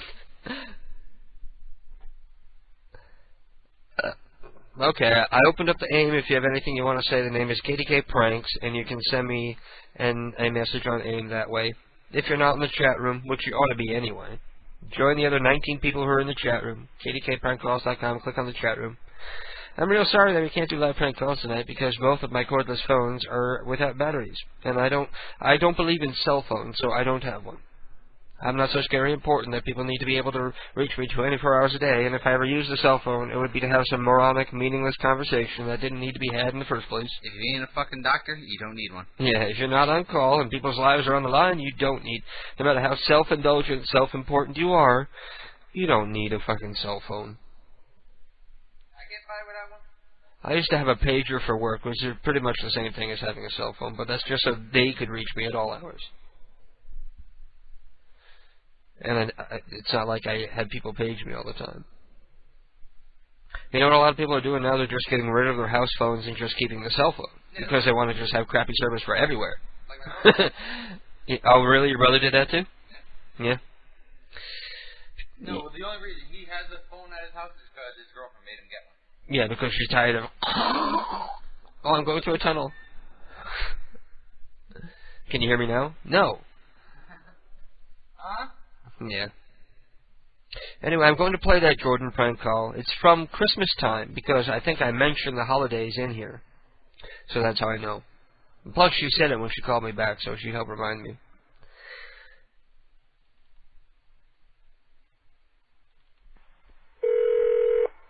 Oh, there's the talking. Hello? Hey, is Yvonne there? This is Yvonne. Yvonne, I'm calling you because I found a pair of pants under my bed, and I looked in the pocket, and I found a piece of paper that said Mom. So I'm guessing that you're Jordan's mom, right? Yeah. I wanted to let him know. He doesn't still live at home, right? No. Okay, yeah, he said he didn't live at home anymore. Well, when you talk to him, well, you don't know me yet, but maybe you will in the future. My name is Maurice. Has he told you anything about me? No. No, maybe he will soon. If you see him, can you tell him that I have his pants? My son Jordan. Yeah. You have my son Jordan's pants. They were under the bed, and I don't know how long they were there, but I just found them clean today. Well, I'm not ready to give out my information yet. I'll meet you in time. Well, do you live in Saskatoon? I live close. I live near him. I live closer to him at school. Oh. We go to school together. You go to school together. And your name is Maurice. Hello? Is there something wrong with that name? No. I like it. Who are you? My name is Maurice. My last name is Rosenthal. Rosenthal. Yeah. Well, this isn't all that important. Can you just tell Jordan that I have his pants? And his pants were under your bed. There was some money in the pocket, but I'm not going to take it. I'm going to keep it for him. Okay? Are you there? Yeah. Okay. Have a happy holiday. Maurice? Yes. Is this kind of a... It's not the end of the world. No, Maurice. I want to talk to you for a minute, okay? Okay. I'm a pretty nice mom. Mm-hmm. Okay? Yeah. And... He speaks very highly of you. I love my son so much. And he loves you dearly. Can I really speak frankly to you? Go right ahead. Are you his lover? Well, I'm glad you figured it out. Okay. Because, I'm okay with it. Are you really? Yes, I am. Well, that's cool because I'm kidding. Who is this? I'm a friend of his. He wanted me to call, and he told me that you would believe that he was gay if I said something like that. But he wanted to say he's really not. Well, no. I want you to tell me the truth. No, that is the truth. He told me to call, and he said that he wanted me to tell you that I was his gay lover or something. He gave me the idea of finding, like, pants. He said underwear. I changed it to pants. So who are you? I'm just a douchebag. I host an internet radio show, and I do, like, prank calls live on the air. So he said, call my mom and make her think I'm gay. Oh, a bugger. Aren't you? Because if he were gay, it would be perfectly okay with me. Well, that's great, because I'm bisexual. But he's not. He's perfectly straight, he says. He's on the line right now. Is he? Yeah, hi, Mom. Oh, you are rotten. Aren't you? So what would you have done if If it was true? Yeah. I would have loved you more. Oh, that's nice. Aw, see, there's a great mom. Huh? There's a great mom. Yeah, I would have loved you more, sweetie. There you go. Are you really on the line, Jordan? Yes. You are a rotten little bugger, aren't you? You are horrible. My heart was beating fast. I thought, this is cool. This is okay.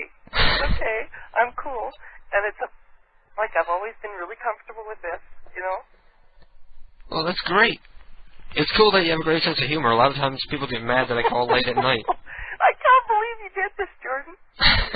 Jordan, are you there? Yes. Did you hear it all? Yeah, I did. And what did you But they're very professional. This guy David is really good prank phone caller. The guy that you just taught me to talk to? Yeah, he has some really interesting voices.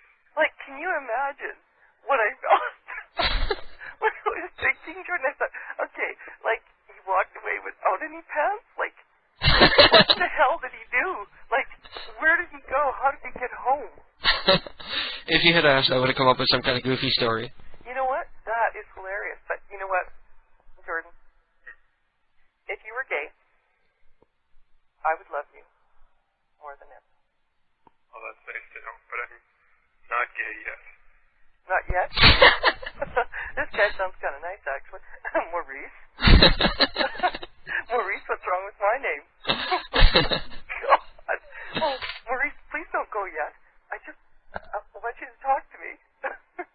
Well, I got to go here because I'm doing the show on the air. What's that?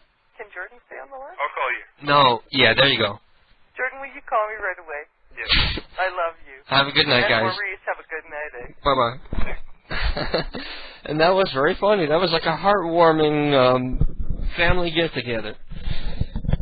In the spirit of the holidays. How the hell would I go about the nicest trying to find out, trying to get an update on Jordan? It could have gone horribly wrong if she had received it wrong. How could I possibly trace and find out who that woman is and get her number in Canada? I'm not sure exactly where in Canada. She doesn't sound like she has, like, the French accent. Man, see, why do I even got to be concerned with something like that? Yes, I do. She calls and says my son is missing. And I found your phone number from that time that he had you call me. You know, towards the end of the call there, it sounded like she was trying to hook up with me, didn't it? She was like, Maurice, can you hang on the line with me? Yeah, I don't know, maybe she's trying to get... She was cool. She was definitely a cool mom. How old would you say Jordan sounded? He probably sounded like early, mid-20s or something. Yeah, about that. So his mom's probably not old. She's bangable. Let's get her to come down. What? Do you think if we had like say that we had like a party, like a release party for like the next CD when it's ready, do you think anybody would show up? Is there anybody who lives even close enough to our area to like want to come? Because we could do it at my dad's house. We could have like a barbecue at my dad's house. We could all go up to the lake and go swimming. That'd be cool, actually, wouldn't it? Have like a barbecue with just like us and my dad. Everybody get to meet my dad. He'd be like wandering around all drunk with no shirt on and gray hair. Gray hair on his chest. I noticed when I was younger that I asked my mom once, why does Daddy have like gray hair on his chest but not on his head? And then Mom explained to me Grecian formula. It's like some kind of like dye that you like comb in your hair like on a daily basis. And it's not like a real harsh dye, but eventually it like soaks in and like colors the grays. So that's like I don't know. That's like a little secret I learned from my mom. I don't know why I'm telling that story. Another secret I learned from my mom: you can hide your booze in the toilet tank, and the water is relatively cold. It'll help it maintain its temperature. Also, if you open up your car door, there's like a little ridge there that, like the latch that the door hooks onto. You can stick a beer bottle in there and like tap it sideways to get the cap off. Yeah, I did that one. That's another thing I learned from my parents. See, all these helpful things your parents teach you throughout life, you know. What else did my parents teach me? They didn't. You know, the best thing my parents ever really did for me is like not interfere too much. You know, they basically just let me do my thing.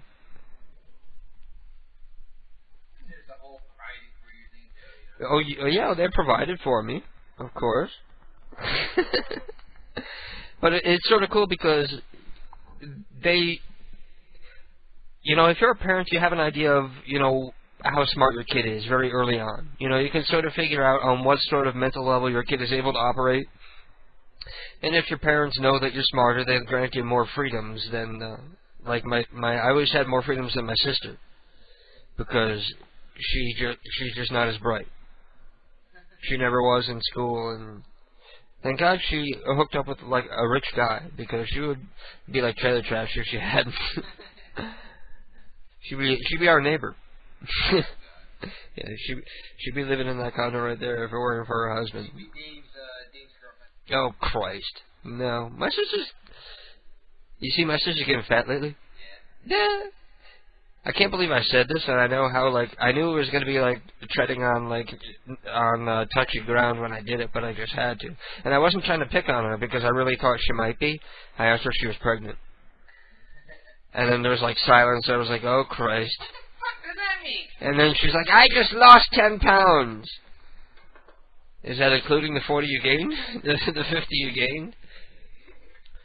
It's probably got to suck for her, because she's only, like, 5 feet tall, 5'2" maybe.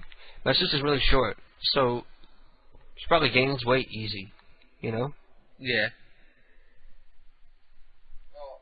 It shows faster. Like if she gains a pound, it shows faster in such a small frame, you know? And I was surprised though, but I love it though, because my sister is the kind of person who's like so shallow that she like makes fun of fat people and stuff like that. I mean like publicly. Will say something to a fat person. I'm sure now she wouldn't because she has kids, but like it wouldn't be uncommon.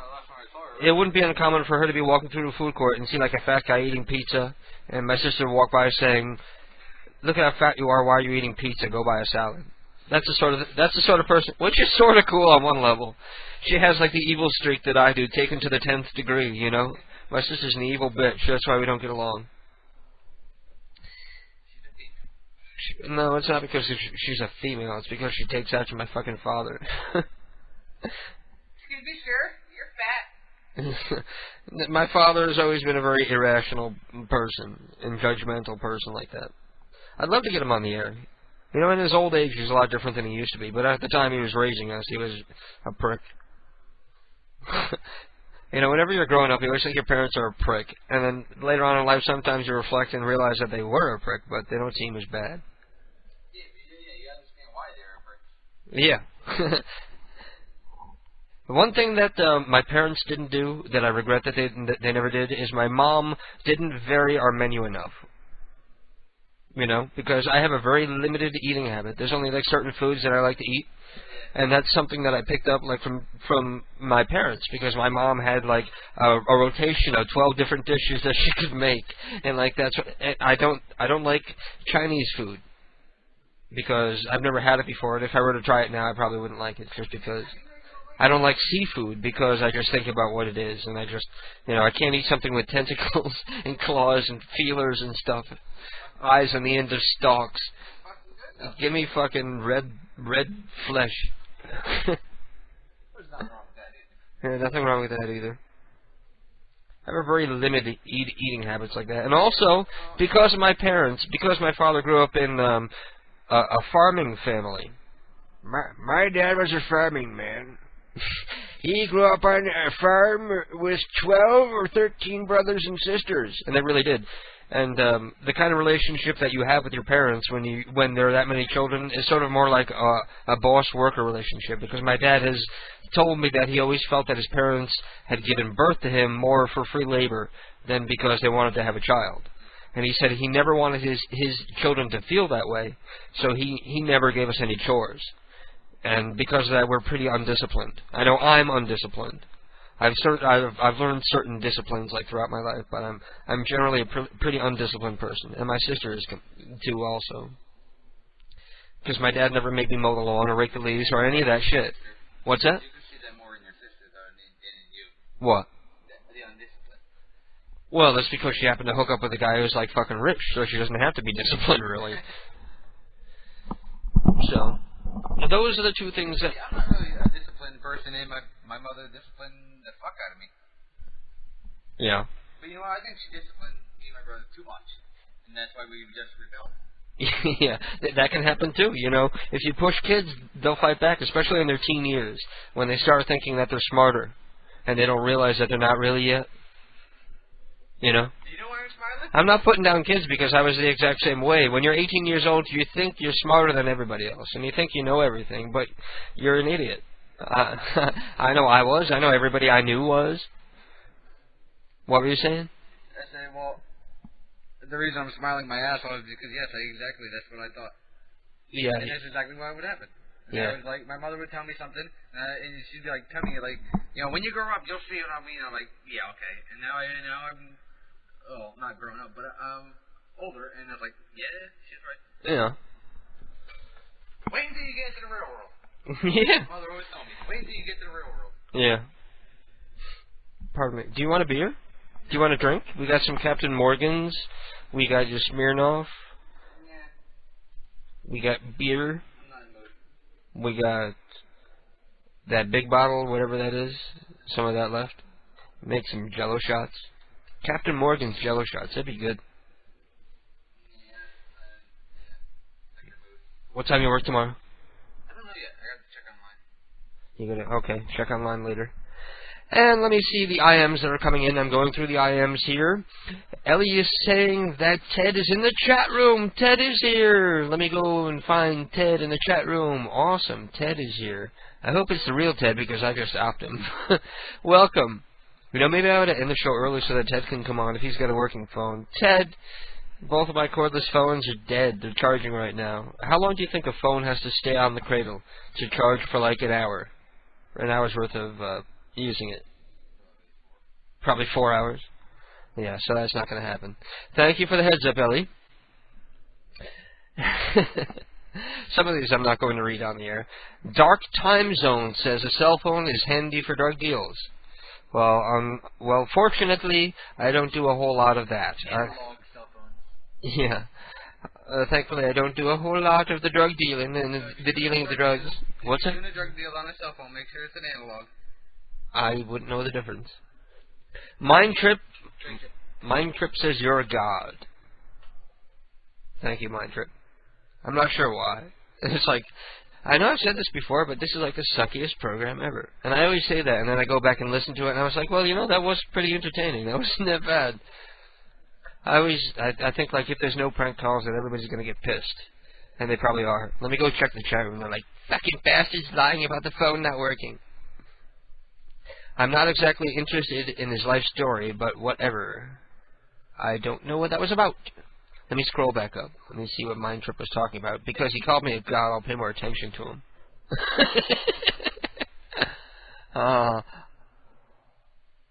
Let me... Oh, it's scrolling and shit. Never mind. Well, I'm going to share with you. These are some fake celebrity prank calls. I think they're fake. We can listen to them together because I've listened to 2 of them before. Or 3 of them, I think. I listened to the Luciano Pavarotti one. And the Arnold Schwarzenegger one.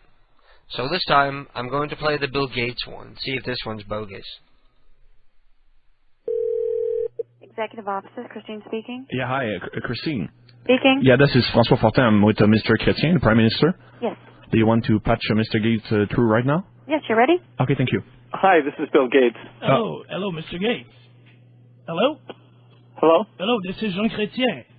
Do we have a phone problem here? Hello? Okay, I think we have a phone problem. I'm going to get him right here. One moment, please, okay? Great. Okay. Hello, Mr. Gates. Hi, this is Bill Gates. Good to talk to you. Yeah, thank you, too. It's an honor to speak with you. It's really kind of you to take a couple of minutes to talk with me. How are you? Great. Just great. Yeah, sorry about the technology. You know how it is. Sure. Yeah, I understand you have a really tight schedule. I mean, even if you don't have the time, I'd like to take the opportunity to invite you in Canada.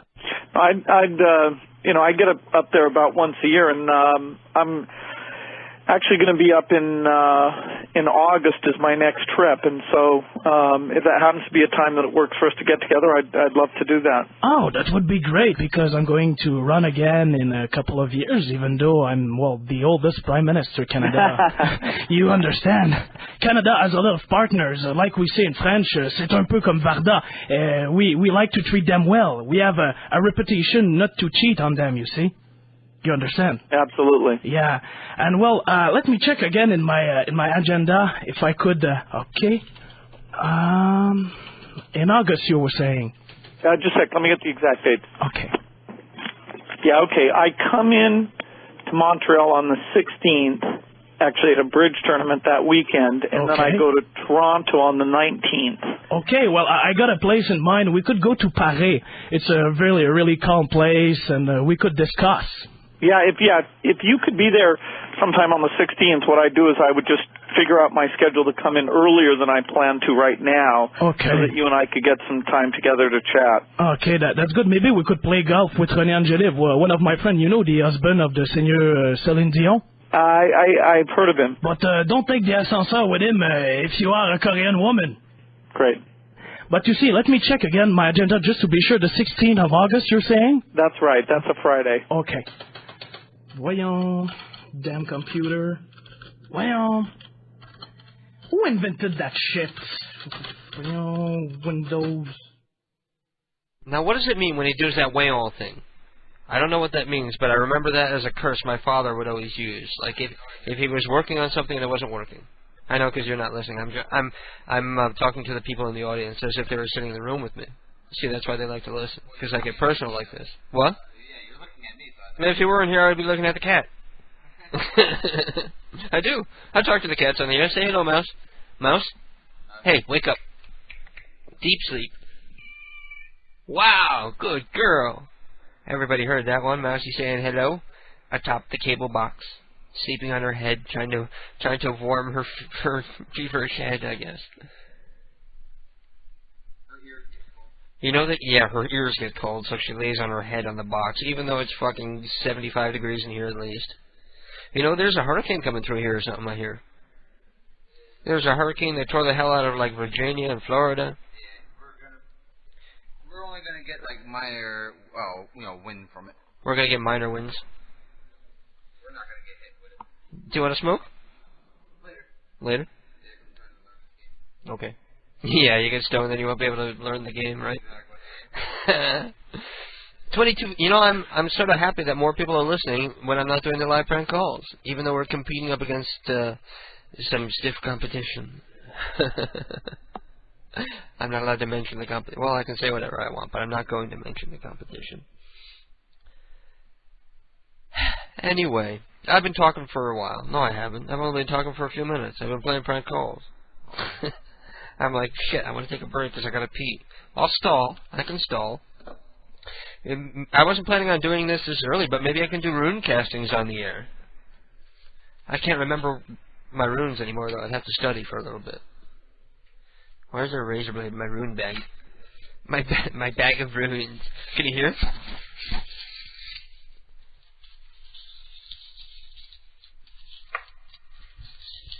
Okay, I'm going to pull a rune out of the bag. And I'm picking up on Meat Boy's thoughts in the chat room. And sorry to break it to you, Neo, or Meat Boy. Not Neo, Meat Boy. But you're going to get run over by a bus for saying that you didn't care about hearing stories about my dad. He was in the chat room complaining. Who wants to hear his stories about his family? Well, actually, quite a lot of them. That's why they're here.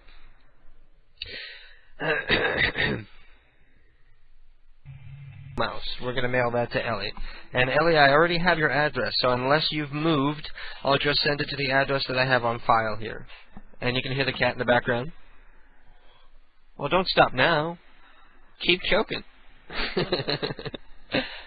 kitty. It looks up at me like he just puked. You know, like when somebody pukes and they're all teary-eyed. Yeah.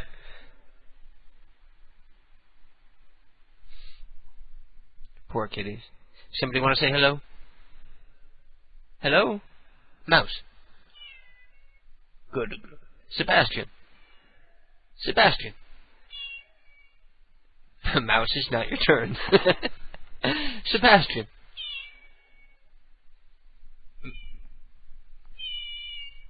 Mouse is just being a ham. Say hello. Good girl. You say hello, Sebastian.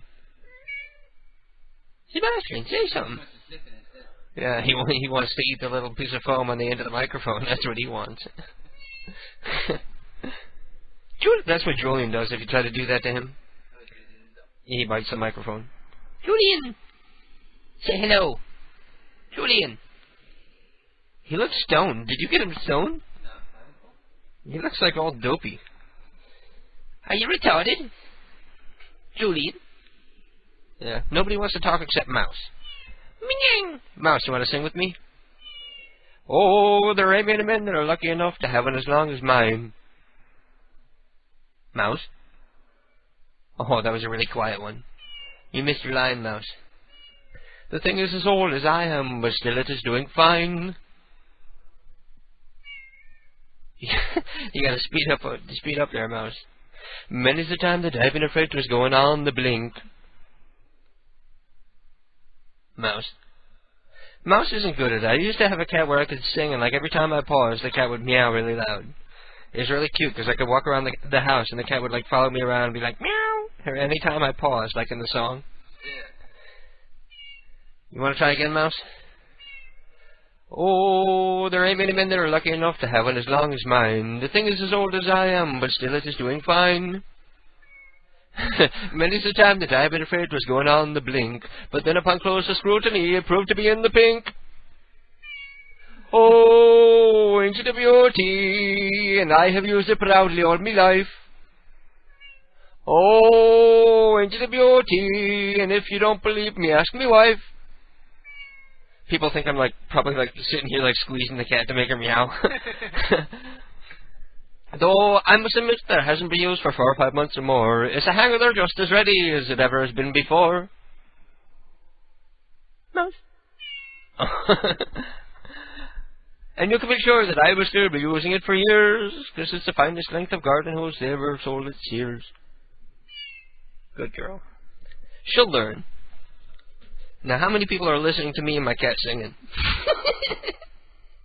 See, this is why I am the Internet Radio Genius. I got people listening to me sing to my cats. I love you people. Neo says, I got the Witch's Tarot. I would be perfect for Halloween. Awesome. So Halloween night, me and Neo are going to be doing tarot card readings for the listeners on the air. I'll have Neo do my tarot. That'd be cool. I once had a psychic tell me that I would be rich and famous someday, but she probably told that to everybody. She told me I would be famous for writing. So I want my money back. Unless it's like comedy writing. You know, I didn't think of that. At the time, I was like writing short stories, and I thought it was interesting that she had picked up on the writing aspect, even though I didn't say anything about it. She probably said, oh, he's a dorky kid. He probably looks like he writes a lot. Anyway, enough with the singing to the cats. Let's get to the prank calls. This is another new prank call. It's called Making It 420, which is what I'm going to do right now. Hello. Hello, Seven. Who is Hello, how are you doing? It's Ed. who is it? It's Ed. I'm the old guy who always comes in and plays the lotto. Lotto number? Yes, Wait, exactly. Wait, after 5 minutes after you call. No, what was that? After 5 minutes. Up to 500? 5 minutes, wait. No, I'm not calling for lottery. I'm telling you, I'm the one who always comes in and plays all the scratch-offs and gets all the powder everywhere and plays all the lottery numbers because, I got nothing else to do. No, waiting. Well, I'm calling tonight because my wife is looking for some sweet milk.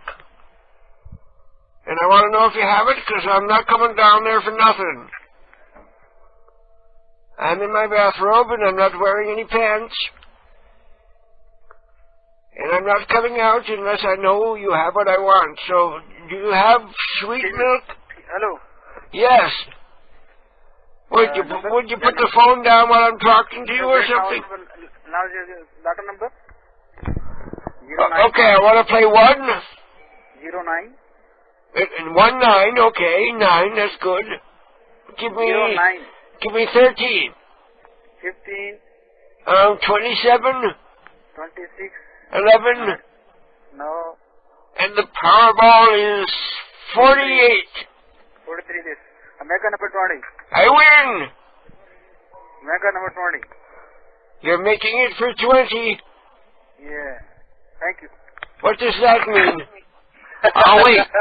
He says he's making it 420. That means I'm going to go get stoned. Oh, yeah, you're right. How did I not catch that?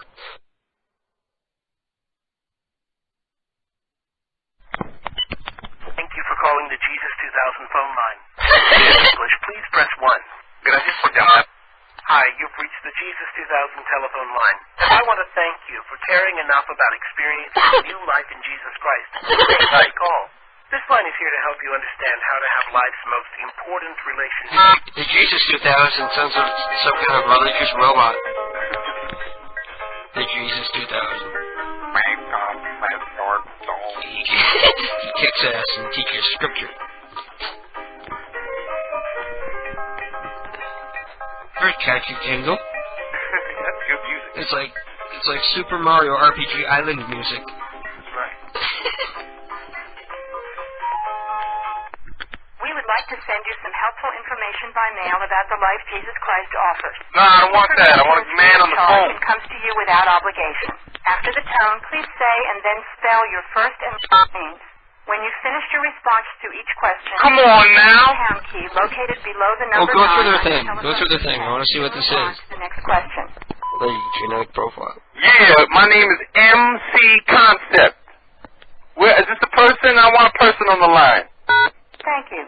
At the tone, please say your street address or post office box and then spell the name of your street. Don't forget to press the pound key when you've finished. Curse him out. That's right. Who is it? Where's people at? I'm trying to speak to somebody. I got a big video shoot tomorrow. The fuck is this? Thank you. At the tone, please say your city, state, and zip code. Compton, California, nigga. Thank you. At the tone, please say your telephone number beginning with the area code. My number's 69, y'all. Where the people at? I need to speak to somebody. Hello? Thank you for that information. You should receive your literature by mail in about Good. 2 to 4 weeks. Down the line, we have one more question for you. Uh-oh. It would help us to know where you first heard about this telephone number. If you heard about it on the radio, press 1. If from television, press 3. If on the internet, press 5. If from a magazine or printed brochure, press 7. If from another source, I'm sorry, you've pressed an incorrect key. Please try again. It would help us to know. If you would like to hear more information about how to experience new life in Jesus Christ, press 1. To end this call, I'm sorry, you've pressed an incorrect key. Now you're going to hell. Jesus would understand. Like even Jesus would laugh at Press that. 1. To end I gotta admit, I love that line. You have pressed an incorrect key. Now you're going to hell. You pranked the Jesus 2000. How dare you prank the Jesus 2000? Doesn't that sound like some kind of like Terminator? Like he's a missionary. The robot Jesus. Yeah, the robot Jesus. He's on a crusade. I am the Jesus. Yeah. It's like in the future, that's what they're going to have instead of priests. They can't molest little kids. WWE Wrestling is asking whatever happened with our last giveaway, which I believe was like the porn. And it turned out that all the little kids were trying to win the porn, and I got scared, and I'm like, I'm not sending anybody porn. Unless I know exactly who they are. So I never sent out any porn to anybody. And he's asking me to send him some, so I said, dude, just download it. He's like, you got a point. You know, you don't need video in this, or DVD in this day. Well, DVD is cool. Especially if you got a player like me where you can, like, zoom and play it, like, slow-mo and all that cool, swanky stuff. PS2 can't do zoom. I don't think they can do slow-mo either. Let me see what the people are saying in the chat room. Not a whole lot of IMs coming in, which is surprising. I was afraid I'd get, like, hammered.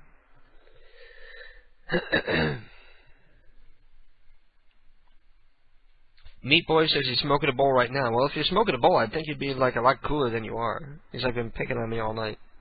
He's like me to blackout. You know what I mean? He's my KDK. He's the guy who keeps me real. By knocking me back down every time I start getting full of myself. Well, for tonight anyway. I have a prank call here from Sean Ward, a prank call here from Ryan, and a prank call here from Entros. What would you like to hear first? It doesn't matter to you? You bitch! I'll do the Jason London thing. I feel like I'm bothering you. I'll move over here. It'll be over in 30 minutes. It'll be over, ma'am. Please look at me.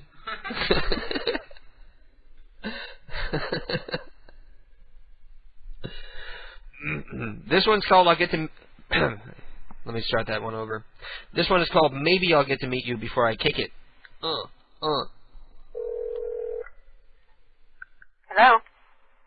Hello, how are you doing, dear? I'm looking for Mr. Clay. Clay Crotch. Well, he's sleeping. Who's this? This is his old friend, Jill. Joe? No, Jill, I'm sorry. I know it sounds bad, but I'm a woman. I have, throat cancer. Now, this just in. Meat Boy wants to hammer your ass. He's jealous, Philo Fusion says. What does Meat Boy have to be jealous of? If he wants to do internet radio, he could. You know, Shoutcast is a free product. You just start your own server and you can broadcast to 10 people. Then if you can get 10 people at once, you can get a job with like Wild Bunch or Social Crime or NHB or any one of the plethora of so-called networks that are out there. And Neo is sending me the website, a good website apparently, to go learn the tarot. This is where I ought to go brush up on my tarot. www.learntarot.com. I'll have to check that one out later. I was always better with the runes, because there's only, what are there, 24 runes? Something like that. And it's a lot less to memorize, and their relationship to each other is a lot more simplistic. It's an easier way of getting about, you know, to the same end result, you know what I mean? It's just a different means to the same end, and I find it a little easier because I have difficulty memorizing stuff with all the weed that I smoke. Actually, no, I've always had difficulty memorizing stuff. You know, I just pulled 3 out, and that probably meant something, and now I don't know what it means because I put them right back. But they're all right side up, so I guess that's positive. You know what I noticed on the bag? Is that a blood stain?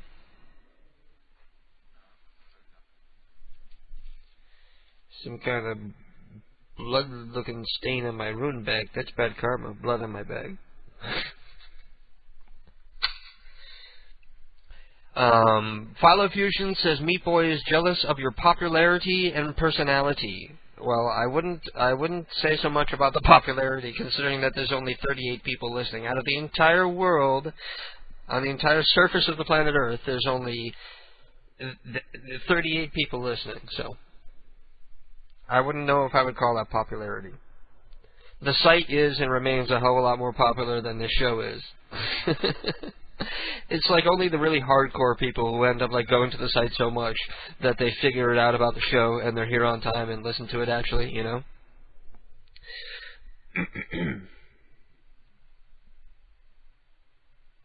Anyway, let me get back to the prank call I paused. Oh. And What is your name? Jill. You know, Jill. Oh, Jill. Yes, Jill Rosenthal. I know I sound like a man because I'm 87 years old and I have no estrogen left and the throat cancer on top of it. Well, he's sleeping. Can I ask you to wake him up, please? Not really. You can call tomorrow. I don't know if I'll make it. Well. What is your name? It's Jill Rosenthal, and I'm just going through my old phone number. Oh, no way. This is too weird to be real. Guess who just showed up in the chat room? Buffica. Oh, shit. Buffica is in the chat room. I hope it's not like some scab Buffica. I hope it's the real Buffica. Wow. Excuse me. Buffica's like a long-time listener to the program, and I met her through Blackout, and she doesn't listen every week, but she pops in every couple months just to let us know how she's doing. And last time we spoke with her, she did a great prank call to David Coons about SpongeBob SquarePants or something, and she got his mom. And unfortunately, I lost that entire file, and boy was I pissed. I remember that shit. Awesome. Welcome back, Buffica. Everybody, go to the chat room and say hello to Buffica, because she's a sexy Canadian princess. Yes, she is. Look here, and I'm calling all my old friends, and I'm saying goodbye to them, because that's it for me. This is the end of the line for Jill, and pretty soon this lung cancer will happen. How do you know, Clayton? We were friends off and on through high school, and we kept in touch afterwards. We spoke on the phone occasionally, but not in recent years. We sort of drifted apart from each other. You know, you don't know what you got until it's gone, like that old song goes. Yes, I know. Well, I don't want to wake him up because he's been ill, too, so maybe you could call tomorrow. He's ill as well. Yes. Oh no, it's the curse of the class of 65. No, he wasn't 65. No, he wasn't. What year was he? I thought he was a couple years away from me, but I'm not sure. Yeah. Well, try tomorrow, though, okay? Thank you for calling tonight. What would be a good time? Anytime during the day. Okay, so he doesn't work tomorrow. Okay, I'll give you a call before church. Like 6 in the morning. Okay. Yep. I'll talk to you tomorrow. And maybe I'll get to meet you before I kick it. Please enter your dentist. Maybe I'll get to meet you before I kick it. I never really used that line before, but she hung up on me anyway. She didn't even get to hear me do the line. Well, it looks like Buffica came in and left. Maybe I said something. Maybe she was just checking. Seeing that we still haven't made a whole lot of progress. We're still like in more than 22 people in the chat room. Well. We all have our off nights. Every time I talk about like wanting to quit and not doing it anymore, everybody gets pissed at me. I tried to pawn it off on Zach. I tried to get Zach to take over the Lunatic Fringe. He won't have it. Anyone want to take over Lunatic Fringe? Do like the Johnny Carson thing, I'll pass the baton. And I'll badmouth you behind your back, just like on all the other shows. Is that old skunk dead yet? Johnny Carson, is he still alive? If he is, he's probably like, please kill me.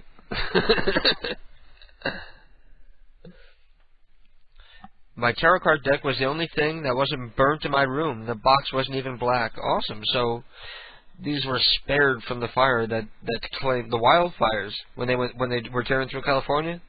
Burned down Neo's parents' house. Yeah, but she rescued the tarot. That's cool. That's cool that the tarot was unharmed.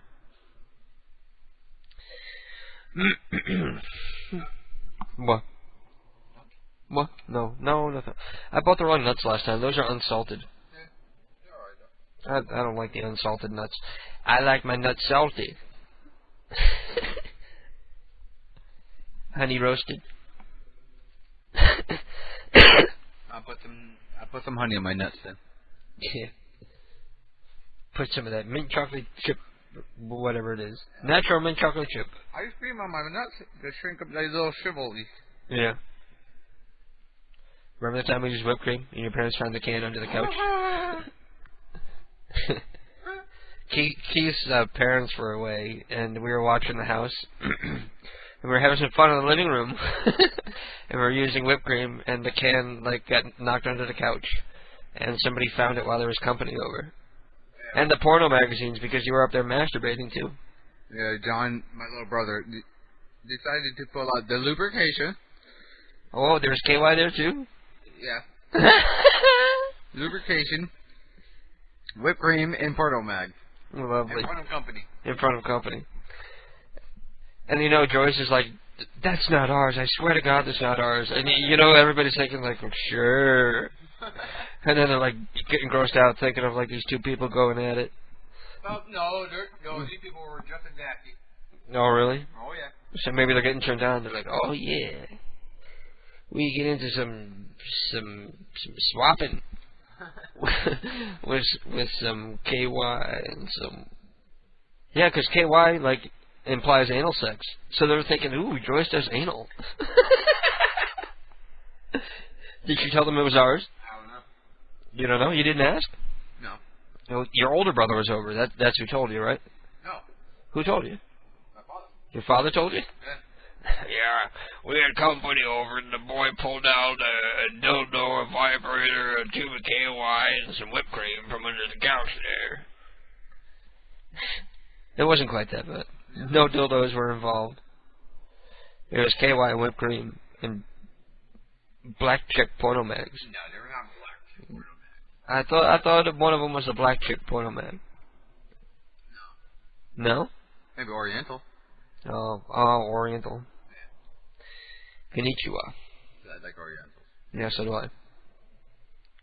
It depends. They're either hit or miss. Yeah, exactly. They're either hot or ugly.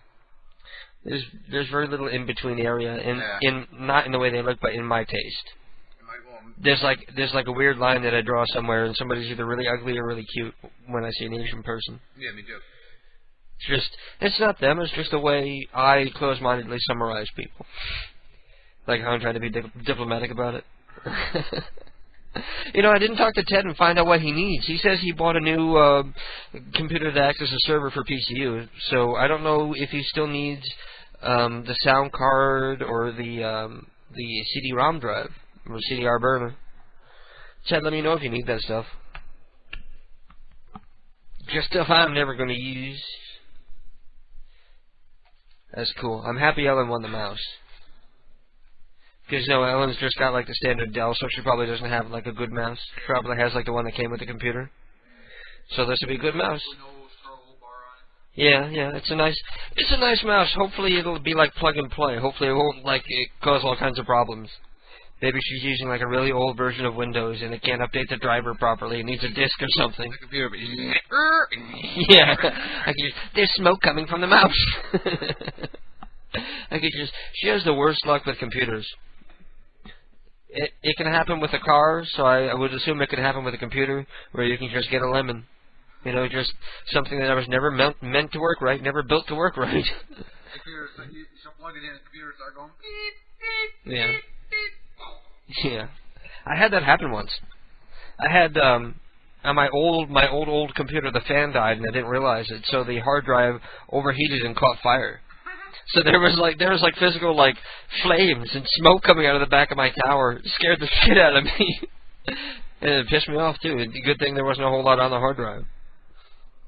I was smart in those days. All I used the computer for at that point was word processing, and I backed everything up. As soon as I wrote it, I backed it up on disk, so I didn't lose anything. But where the hell am I going to find a 5 1/4 inch drive to hook up to a PC and a driver for it? Where the fuck are you going to find that shit nowadays? And then find a program that is able to read that word processor file from years ago. So my writing is all lost. Follow Fusion says, speaking of funny stories, I found my mom's KY warming liquid bottle in her drawer, almost empty. Yes. I would imagine if your mom's got KY, she's doing the old anal. That's an embarrassing realization. You pick it up, and then you realize You know, she probably had it all over her hands when she picked it up. And where were her hands right before that? I got my mom's ass germs on me. Or his dad was like, grease up his penis and then touching the bottle, so you got your dad's dick germs on you. He's like in the bathroom right now, like furiously scrubbing his hands like Pedge. Can't become clean, must scrub. Anyway, we only have a couple minutes left here. Hello, Buffica. Buffica's here. She says, KDK, are you there? Yes, Buffica, I am here. Oh, she's talking French to me. She's going to turn me on, and I'm going to have to get sex. Buffica, do you remember the phone number to call in? Oh, Ted has company over. Wouldn't that be funny? Like, I'm sorry, Aunt Margaret, I got to go into the other room for a couple hours. And then she hears, like, you need to accept the fact that we're sharing that skirt. She's just, like, listening into the door, and she hears that, huh? What? Nigger, please. Nigger, please. You gotta be careful with that word. People get too sensitive about it. Okay, well, there's people down here, they had a round of drinks, and they sent to Peter Jackson. His Section 8 people. Neo was talking about the Section 8 people to Mark the DJ or something last night. Section 8 people. I was actually talking to Mark the DJ for the first time in a long time last night. Because, in all honesty, I do owe him money, so I need to, I probably owe him like a couple bucks for the phone, the toll-free phone line while we were using it the last couple of weeks there. So, that's a good excuse for me to talk to him. It's sort of uncomfortable to talk to the people who feel like I stabbed them in the back by leaving, you know? Because they're trying to work together to build something and I just bailed. Of course, hopefully they could respect my reasons for doing so. I can already see it sort of turning ugly with the Wild Bunch thing. Because I got home from work and I went into the ventriloquist to see who was hanging out and say hi to people. And he's like, why didn't you simulcast my show? And number one, I didn't know he had a show on. Number two, I was at work and I wouldn't have been able to simulcast it. But another one of the problems is that every time I simulcast somebody else's show, everybody hates it.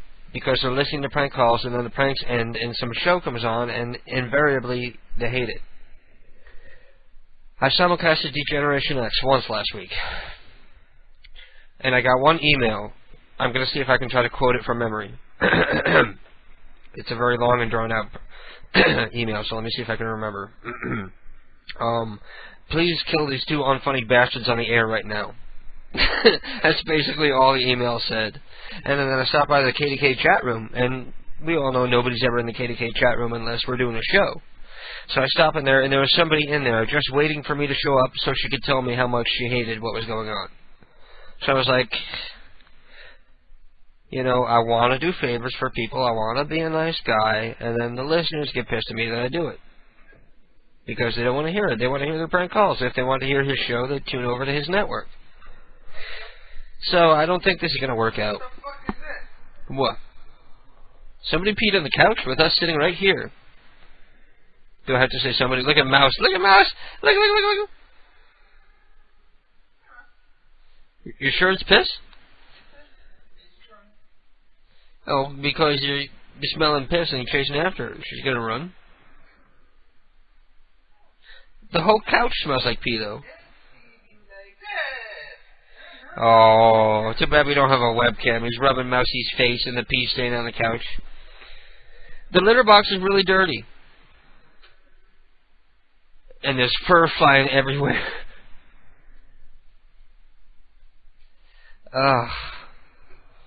Mouse is a beautiful cat, but she has a problem with peeing on the furniture. This is ridiculous.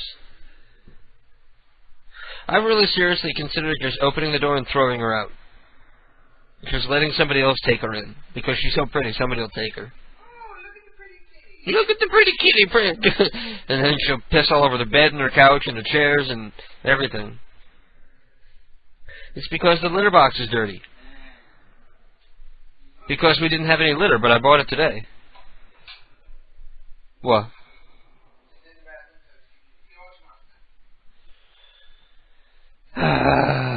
Well, Sebastian's been on the box the whole while. She's crying at the door. Keith locked the cat in the bathroom with the litter box because she peed on the couch. Last time she peed on the bed, we threw her in a bathtub full of water. So she got off easy this time. All she got was her head stinking like her own pee now. You know what I did once? Yeah. She gets scared when she knows she did something wrong and you're going to rub her face in the pee, so she gets scared and she pees. So what do? You hold her upside down so she pees in her own face. That is such animal cruelty. People are going to report us and shit. He's making the cat pee in her own face. That is so inhumane. I'm such an evil, evil, evil person. Buffika says she peed on the couch. Have you ever woken up in like a puddle of pee? What? She's like attacking the door here. She's scratching. She's trying to rip the door open.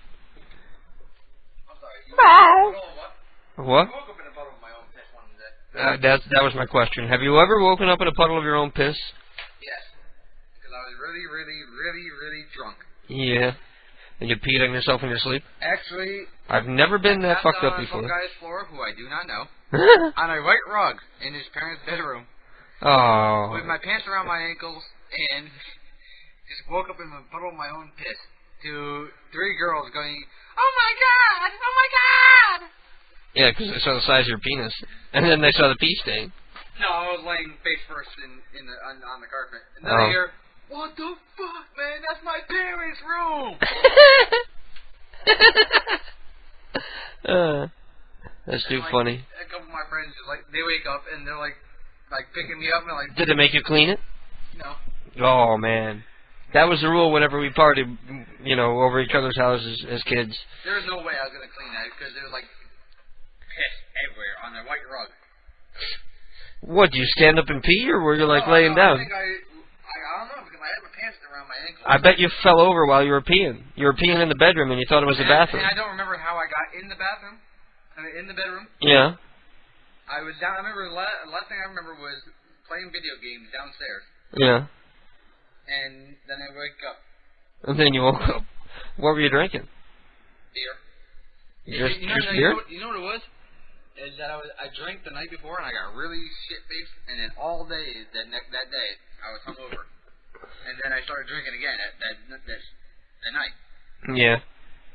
So it was like 2 days worth of just binge drinking. Yeah. I'm proud to say I've never peed on myself. Well, I guess I didn't pee on myself. I just peed on the rug, and then I lay down and pee. Oh, lovely. Because it was hot and you wanted to cool down, or vice versa. Ryan says, I missed most of the show. My friend Gary is in Florida, and he was obsessing about whether her housemate was taping the Olympics properly, which she wasn't. My mom used to obsess over taping like the Olympics and shit like that. And then, you know what? And how many times did she ever watch the tape after that? And I used to tell her mom, she would say, well, 20 years from now, you'll be able to watch and see the Olympics. And I'd be like, 20 years from now, that tape will be dust. And 20 years from now, I won't give a fuck like I don't now. Yeah. And 20 years from now, I'll be watching the current Olympics. I'm not going to be watching a week's worth of Olympics. It's fucking 150 hours of shit or something. It goes on for like 2 weeks. You know what I like? I must confess that I never watched the Olympics. I never cared much. No, me neither. Except for like boxing. Boxing? Really? That's just the boxing. Boxing is butch. Yeah. Usually if I flick the wrestling they have in the Olympics is no fun. Yeah, that's real. They don't use like chairs and tables and stuff. That's what they did. They don't do backflips off the turnbuckles and shit. They don't have a ring. Yeah, I know. They have a mat. Yeah. It's just 2 fat guys looking like they're fighting over who gets to fuck each other. That's what real Greco-Roman wrestling looks to me. It's like one guy's getting raped and the other guy's trying to avoid it and rape the other guy first. That's what wrestling looks like. They always look like they're fighting over a big piece of steak. Okay. Like, imagine if like one's got the whole piece of steak in his hand, the other one's trying to rip it away from him. Okay. Neo says another good website is themysticeye.com. They have more tarot card information. Yeah, I've heard about that. we're going to get everybody reading up on tarot cards for our big Halloween special. I guess, what is the Saturday that'll be closest? Let me check my calendar here. What Saturday will be closest to Halloween? And we can announce the show right now. Let's go over to October. And it looks like we will be on Hell Night, which is the night before Halloween. So October 30th will be a Saturday, and on that day we'll be doing tarot card readings with Neo. So that'll be cool.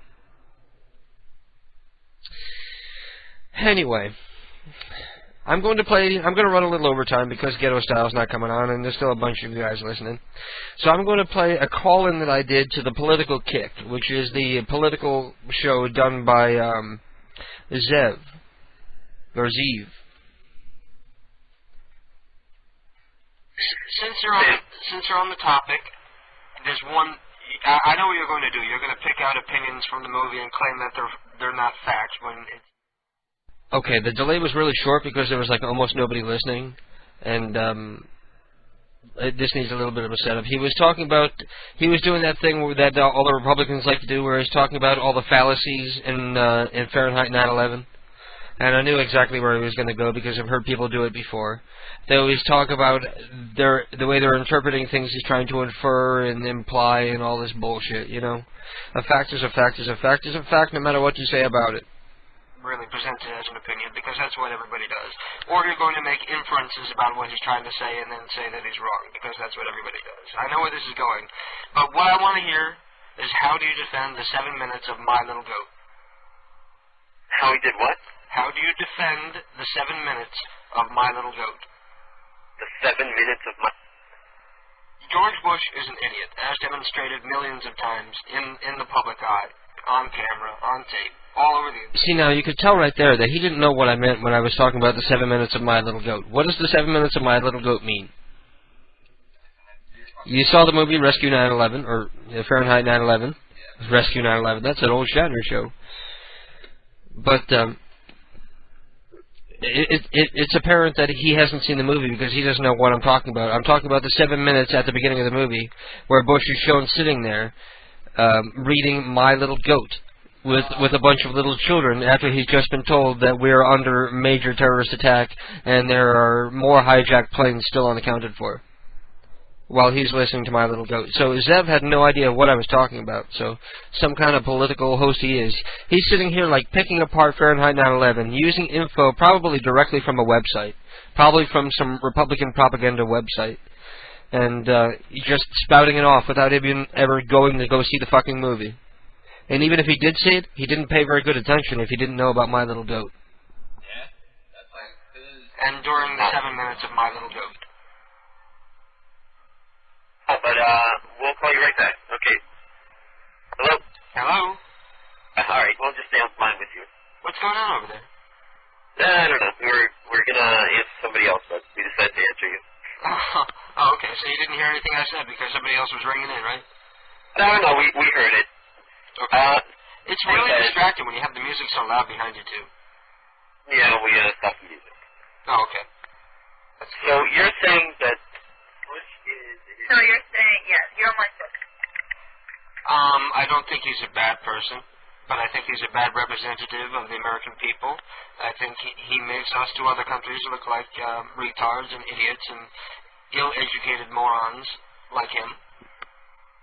So you think Bush is a moron? Yes, I think he's a disgrace to the presidency and the American people, and for that reason alone, I would like to see him out of office. Why? Well, I just told you, because he's a retard. How many times have you seen him in the press make some stupid quote, or use a word in the wrong context, not knowing what it means? Or just be completely befuddled, as during the 7 minutes of My Little Goat? You don't think he did anything great bringing us to... Name one great thing he's done. Go to war. If you're a Republican, that's a great thing, because you can profiteer off it. Mm-hmm. But isn't war was necessary? You agree with that, right? Absolutely not.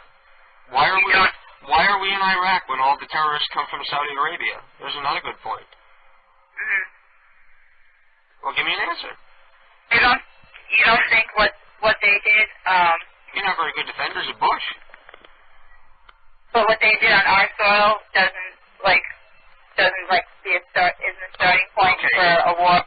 bunch of people from Saudi Arabia hijack planes and fly them into buildings. Why am I going to go pick a fight with Iraq? Why not go to Saudi Arabia and say, look, you're going to clean up these terrorists, or we're going to go in and do it for you? That's exactly what should have happened. But what did we do? We went to Iraq going after Saddam because of old grudges or something. I don't know. Well, they got Saddam out of there. It's just a matter of...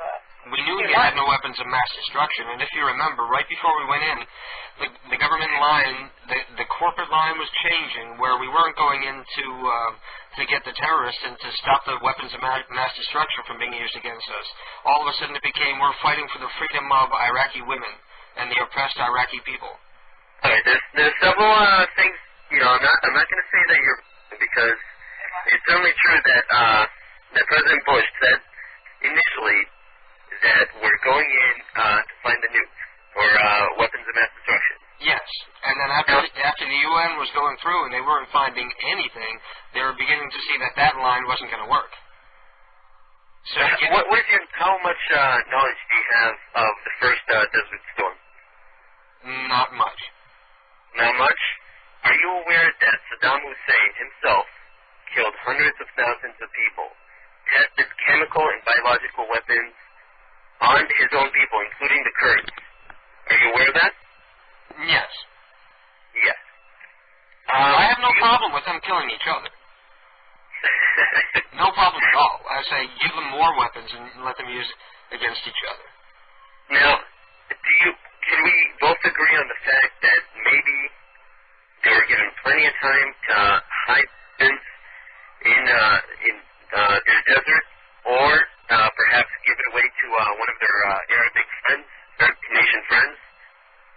Can you both agree on that? Well, remember, nothing has been found. Even to this day, nothing has been found. Not necessarily. They found... I'm quite surprised that our government hasn't planted something.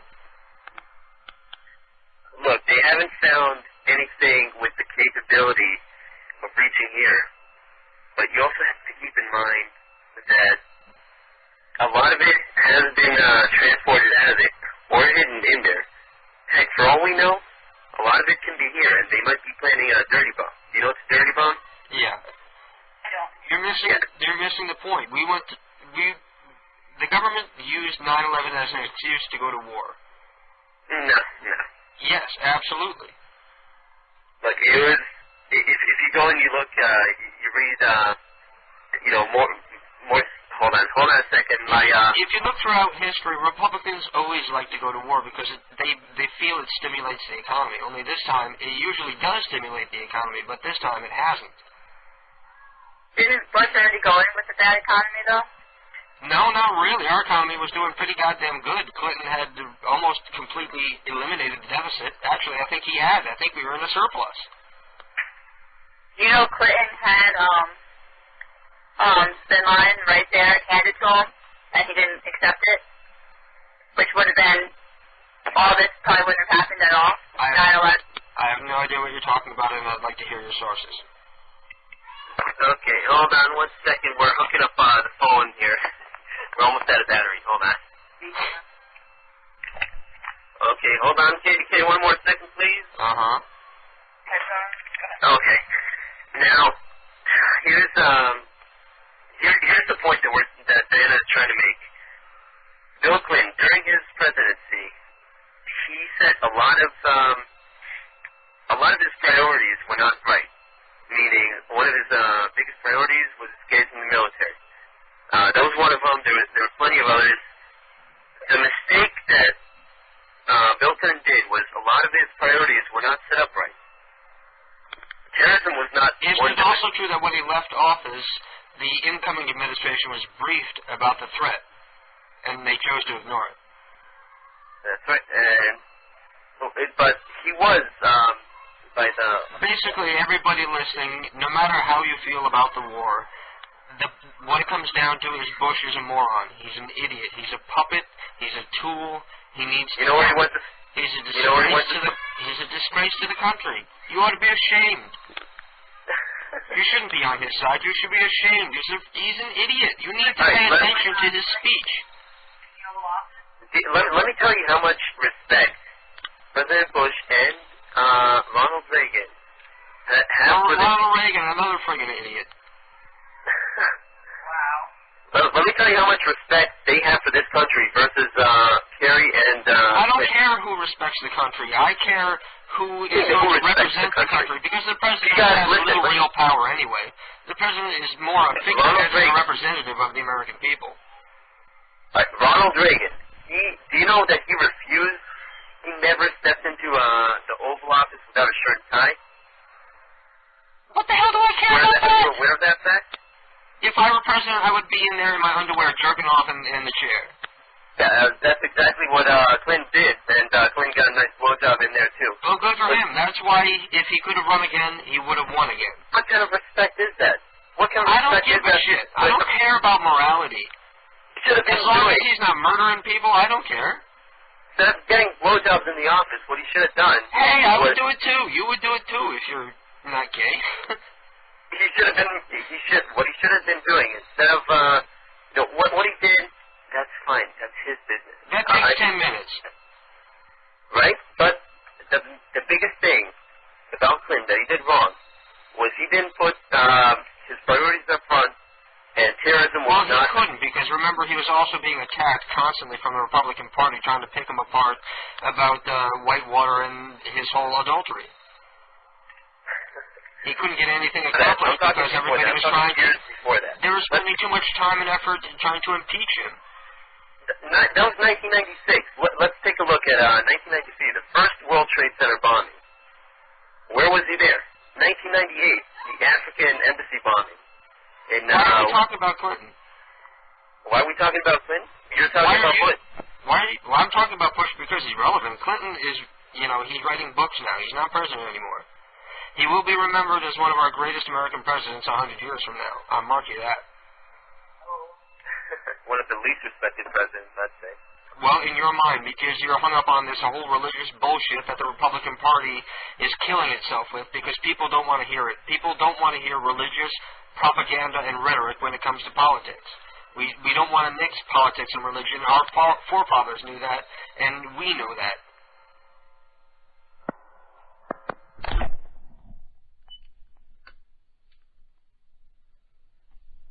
And that sound you just heard at the end there was them getting so fed up with me that they hung up on me. And I wasn't even drunk, I wasn't stoned, I was perfectly lucid. It was in the afternoon, I had just gotten home from work. And I knew that they were talking out their ass, and I went on the air and I approved it.